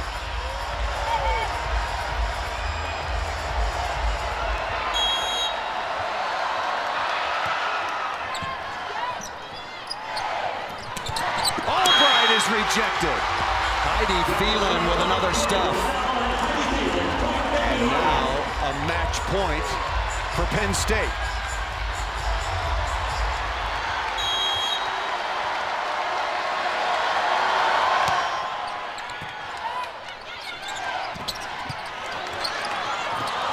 So players tripped. Heidi Phelan was backing up and took her center out of the play.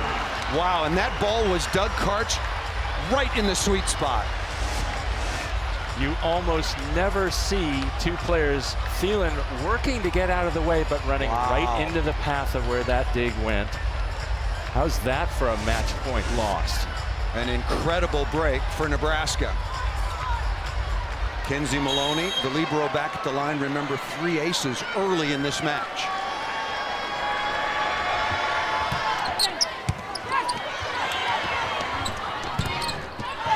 Right side, good defense again.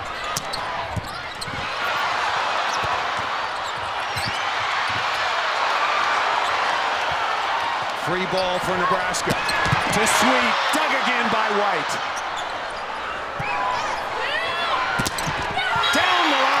Simone Lee and out of bounds. Wow!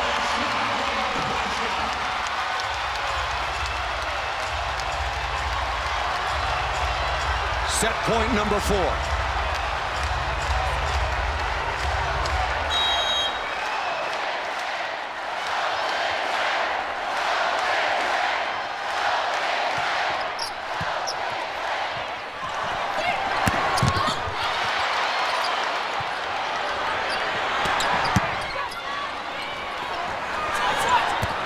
Lee again, what a dig by Nebraska. And a set.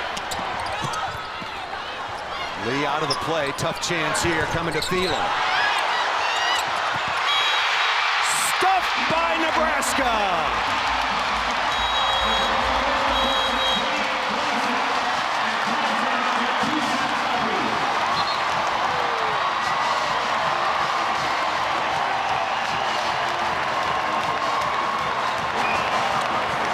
Exactly what we expected.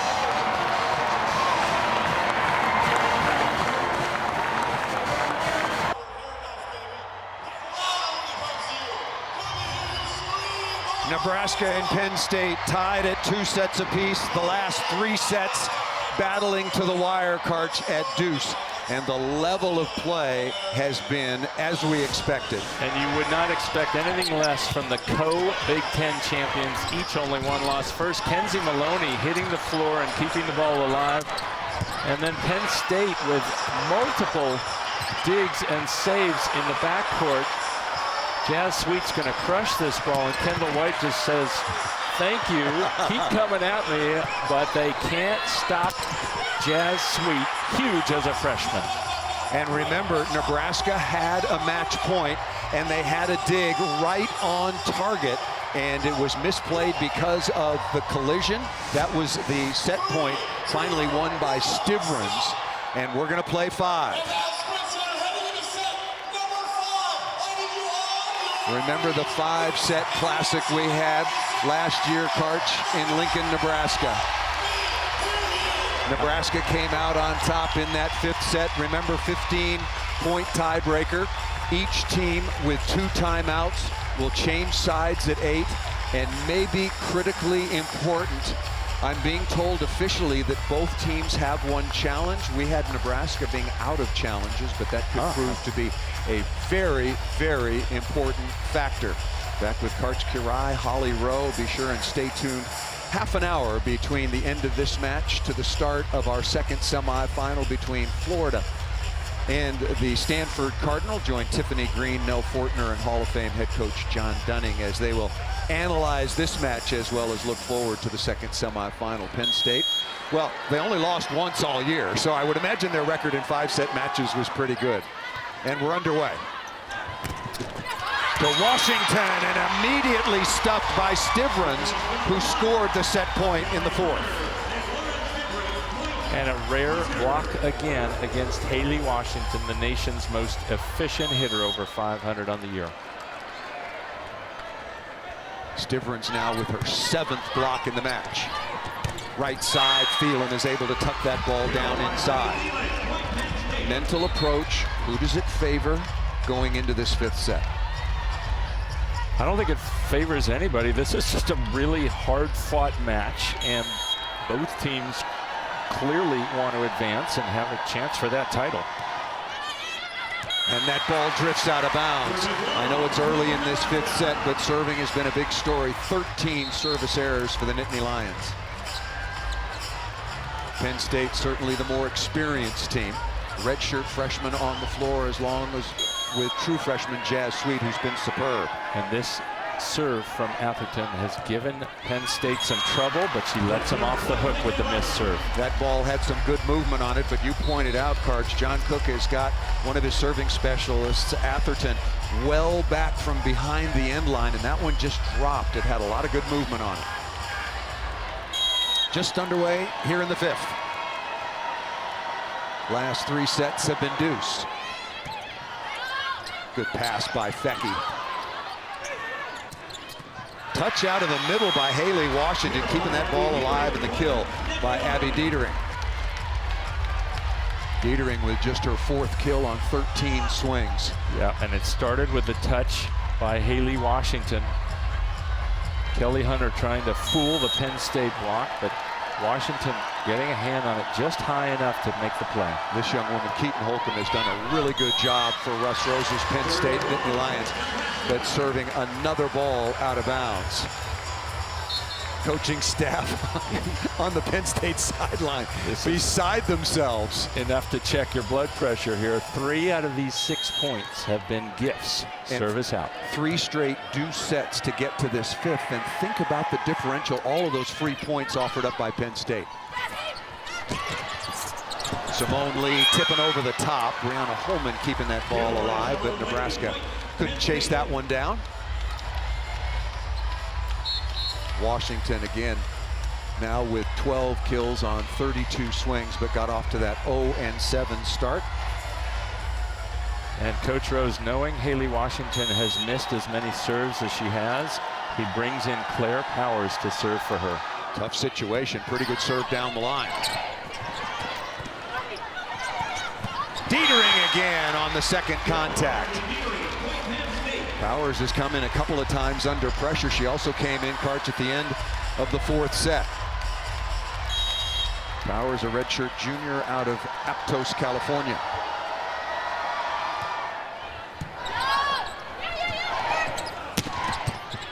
And she comes up with the dig. It's going to be a double contact. Just a little bit too much that time from Brianna Weiskircher. That was really a nice dig by Powers. Head back to the sideline, and then, of course, coming on will be the libero, Kendall White. Michaela Fecke back at the line, 18 kills on 53 swings. Does have an ace on the night, and that one will drift long. Wow. We knew that serving and passing, that phase of the game would be incredibly important, and it has played out that way, much to the chagrin of both coaches.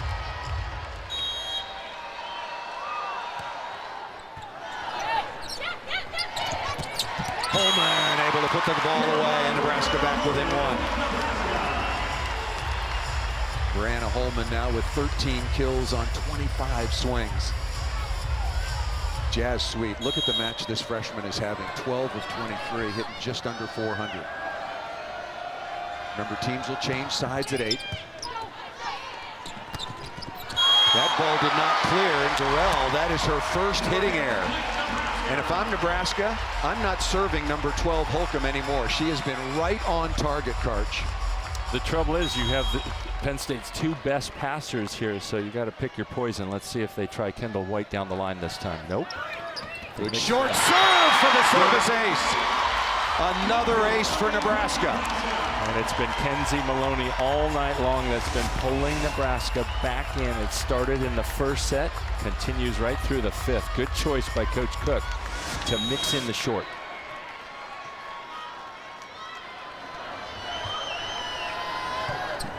Another tough short serve. White is on that.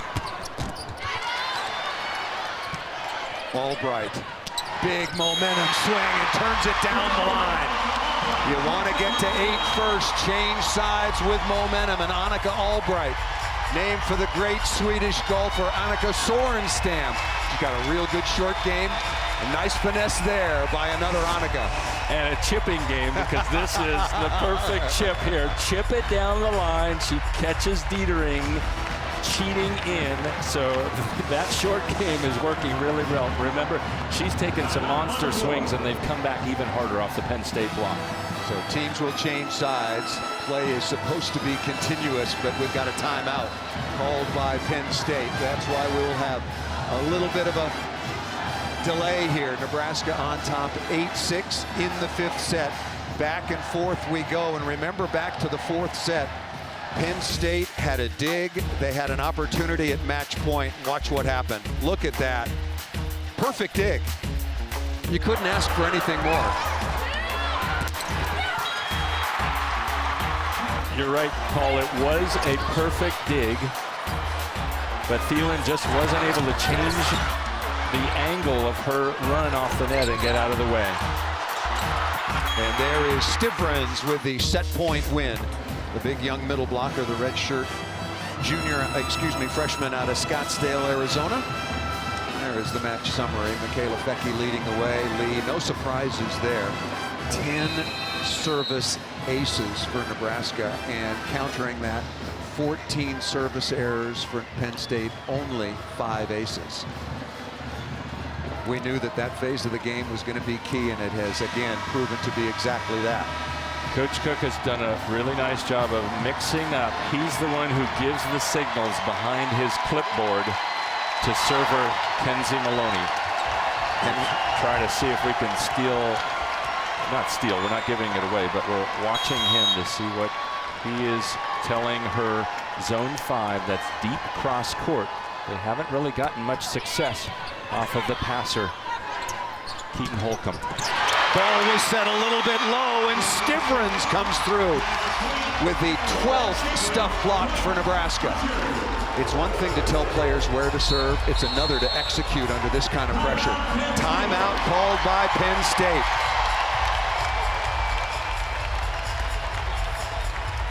That's their second, and they are out of timeouts. Change sides at 8. after the kill by Annika Albright, and there's the beautiful block by number 26. And the timing was just a little off, so Simone Lee did not get to hit that at the top of her jump. Normally she's able to go up and over blocks, but she drove that down right into the middle blocker. 31st meeting all time between these two marvelous programs. Nebraska with 20 wins and 6 in a row. It's just what we expected, and we are looking forward to more of the same as the Stanford Cardinal, champions of the Pac-12 conference, take on the co-champs out of the SEC, the Florida Gators. Stanford are champions last year when they defeated Texas 3-1 behind Inky Ajanaku, and Florida has had so many successful seasons, disappointed bitterly last year when they went out in the second round, and now Mary Weiss has got her team back in the semifinals for the first time since 2003.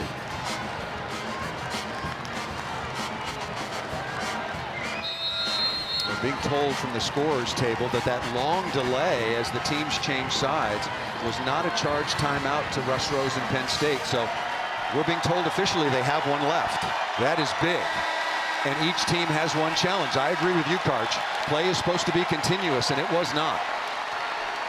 How good has Kenzie Maloney been from the service line? Remember, 3 aces in the opening set. Continuous pressure. She's serving deep middle this time. Simone Lee off the inside of Stivrins and out of bounds. Keep an eye out, because pretty soon Nebraska's going to be in a rotation with no Jazz Sweet, no Michaela Fecke, and no Brianna Holman at the net. It's the only one where one of those 3 is not there. And that's one that's really vulnerable. Simone Lee, 18 kills, 15 digs, 2 aces. And that's not an ace, but that's a service winner right into the big hands of number 5, Franti.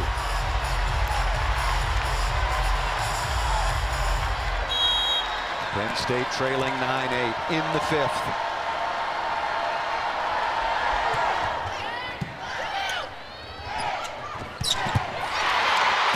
Nice hustle. Ball is still alive. A tough chance for Thielen.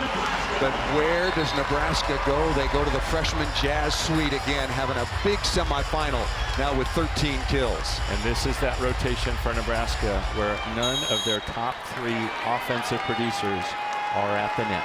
So we should look for Fecke out of the back row if they dig a ball. That would be a possibility, certainly a choice for Hunter. Simone Lee is rejected by Stivrins. Oh, that looked like a broken play. Simone Lee could not take her normal approach, her normal jump. And that gave Stivrins the chance at a stuff.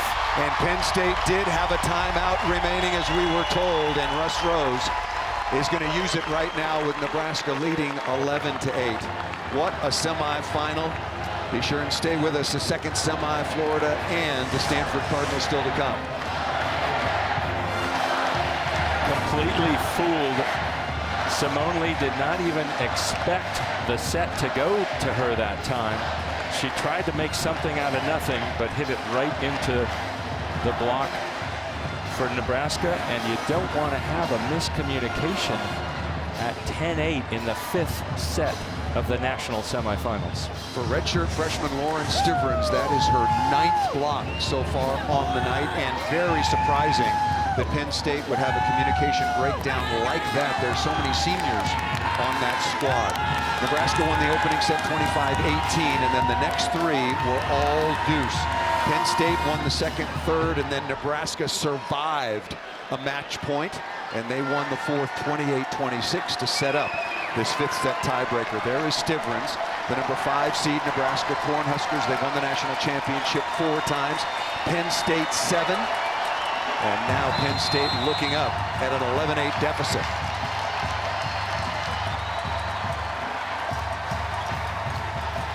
Sydney Townsend, defensive specialist, will go back to the line.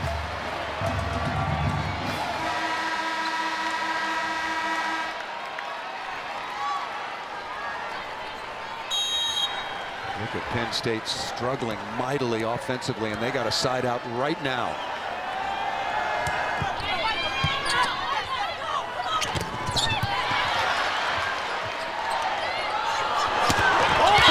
off the edge and down.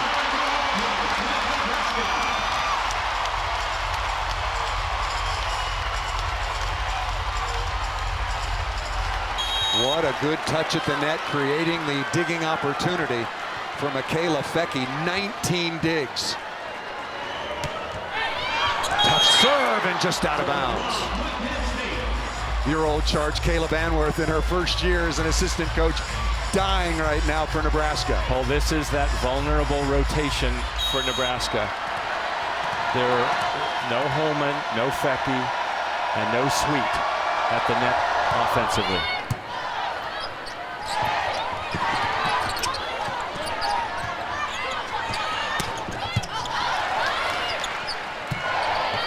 Outside to Albright again, working inside the block of Washington.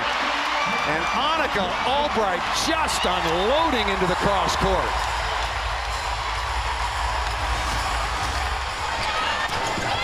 Really surprised that Haley Washington didn't drop in on this.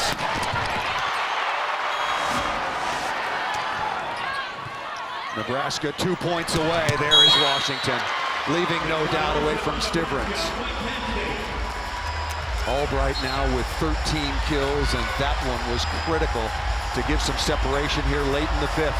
Nebraska leading 13-10.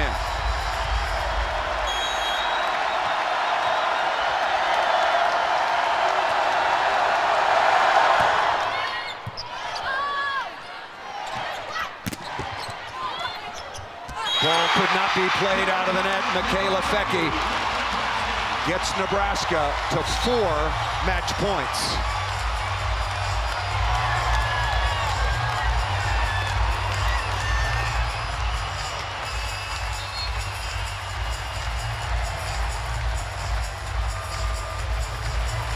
Hunter Atherton, who's got a good jump floater coming from distance.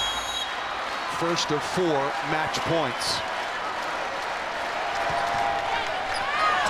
And misses it just over the end line, so Atherton has missed a couple of opportunities in a row. Allie Franti will give way. Keaton Holcomb, number 12, will come on. Match point again. Nebraska has beaten Penn State 6 in a row.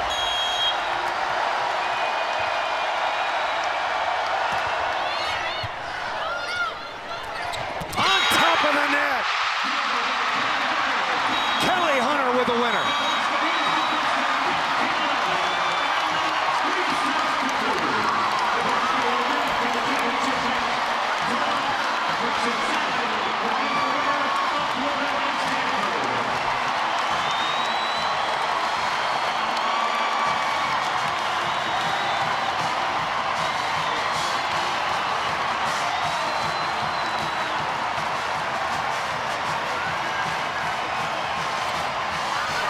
Well, this year, head coach John Cook and the rest of his players said they had to reinvent themselves. Well, they've done that all the way to the national championship, Coach. What a match between these 2 powerhouse programs. The first time since 1998 that Penn State has gotten to a semifinal or a final and lost. Let's go over to HALEIGH with one of the stars for Nebraska, Michaela Fecky. It was a year of reinvention. 8 newcomers to Cornhusker volleyball. And yet here you are with the same result. How can you do that? I mean, it's so satisfying. Tonight, I think we came out, we played a great team game. We got after point, and we went down 2-1, and we still were able to get after it and play hard and play for each other. How stressful was it when Penn State goes up? You have to fourth a set 5. How was your team able to rise up in that moment? You know, I think we just knew what we had to do, and then we just had to trust our training and trust each other and know that we could get it done. To beat a team like Penn State to advance, you know how good they are. That big hug with your teammates right then, what was said in that little hug? We did it, and we're just super happy, and I think we're just embracing each other and enjoying this moment and enjoying the opportunity to play together one more game. With all that you've lost from last year's team, what did you find tonight that now you can lean on going into a national championship match? I think we found each other and just knew that we can lean on each other and just take that into the next game and know that we have a really great team, and that's what makes us work for us. Thank you, Michaela. Thank you. Well, a classic once again, Karch-Kiraly between Penn State and Nebraska, and everybody contributed. Jazz Sweet was magnificent, but how about that big kill by Annika Albright late in the 5th? With great courage. She had so much trust in that, and her setter had trust in her. Got them out of that one vulnerable rotation. So Nebraska will advance to the national championship match against, here's the view from behind. The celebration is on. They will take on either Florida or the defending champion Stanford Cardinal at 9 o'clock Eastern time on ESPN2. What a match. 3 deuce sets, and Nebraska survives. Nebraska over Penn State for the 7th straight time. Let's send it over to our set and Tiffany Green. All right, thanks so much, guys. And what a way to start off the national semifinals here in Kansas City. It's a great atmosphere inside the Sprint Center on Tiffany Green, along with the Hall of Fame coach John Dunning and the always vibrant Nell Fortner. So 2 Big Ten rivals going head to head. Let's not hesitate any longer. Yeah, hurry what up, did you think of that first match? I mean, it was unbelievable. I can't even believe it's so good for the game of volleyball. But under the brightest lights, there's no question the stars came out. But John, what happens? It comes down to 1 or 2 errors at the end of the game. I mean, just 1 or 2 little things separate the teams. 3 of the sets are deuce, and so it's like a 1 play difference. The whole match, it was like that. There were streaks, but it was held close, and I agree. Volleyball's awesome. That was a great match. It's just 2 really good, really skilled, really coached teams taking swings at each other. Absolutely. That's so fun.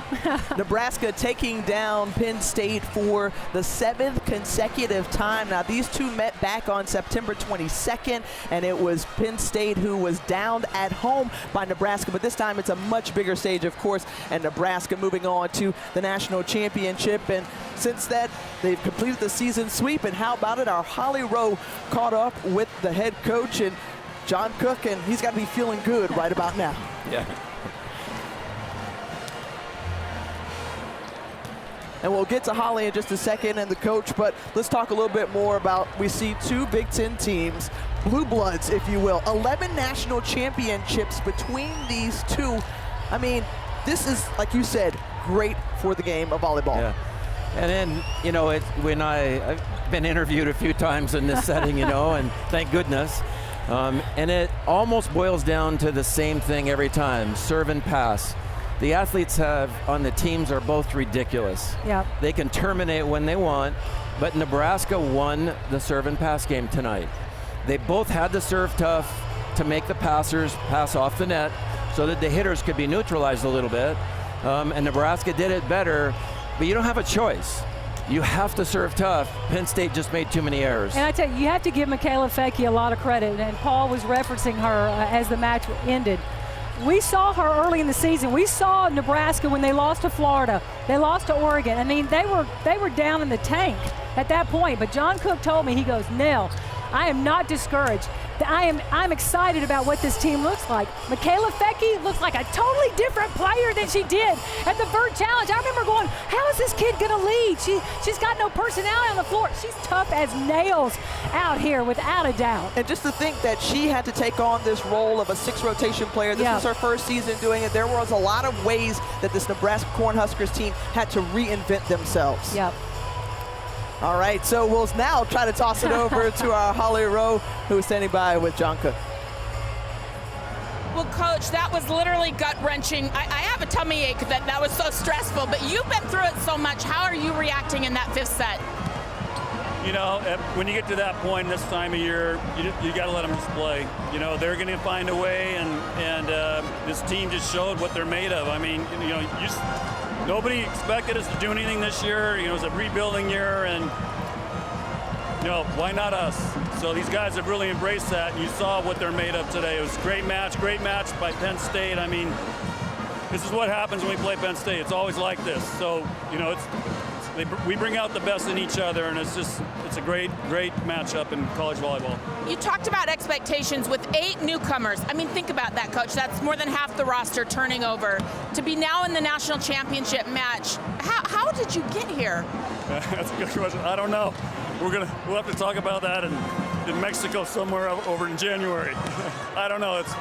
these guys it's an amazing group, you know, and again, I think a lot of time it comes down to leadership. And, you know, you saw Kelly Hunter just start willing this team. Ani started willing them. Those seniors, you know, they're the ones that make this thing go, and it's an incredible group. Well, thank you, and we'll see you in the championship game. All right, Holly, thanks. Tons of smiles from John Oh, yeah. Cook. I mean, he is feeling good about himself. And to think this team at the beginning of the season kind of made a presentation, PowerPoint presentation to the coach, and tried to rally around a motto or a slogan of what they can, you know, build on for this season. Why not us reinvent? I mean, they've had to do so many things, and they have really, really impressed all season long. Not only that, we'll go back to that first match. We'll relive it all over again. In the first set, it was Nebraska coming out strong. Well, look, Michaela Fecke has a whip of an arm anyway. She's so powerful. She's a tremendous leaper, and she was the go-to player all night long. But you have to give props to Annika Albright because she came really strong at critical moments tonight. But this Nebraska team just had tremendous fight in that, especially in that fifth set. Well, you know, one of the things that Nebraska has, Penn State has it too, is they may graduate a few players, but their tradition is something their players believe in. That helps them every day. When someone new comes in, they know they don't have a choice. They have to work, they have to fill a role. They have the tradition going, and their coaching staff is really good. They really got them ready. Penn State, I've coached against them a lot. They are very hard to play against. And guys, it was so interesting to watch just all the great defense and the digs, the all-out effort everyone gave. Well, I'm gonna tell you, John, he called it before the game. He said, no, this is gonna be back and forth. Look, first kill to start the match until it gets to 10 points, and that's exactly what happened. Then all of a sudden, they've settled in, the rallies start, and these were some long, big-time rallies with some huge digs happening between both teams. But Lawrence Stivrins in the middle was great. The red shirt freshman, number 26 in red, coming up with blocks. Overall, it was Nebraska solid at the net. As we take a look at the final statistics, Michaela Fecke just double-double. Man, what a performance. She was the most outstanding player 2 years ago in the national championship. And once again, yet another great performance here this evening. Simone Lee, you got to tip your hat to her as well for Penn State. And you've got to think that, again, Penn State, they had not beaten Nebraska in the last 6 matches. And it they was got 7 now. That's 7. It's 7 now as the Huskers were able to best their Big Ten rival.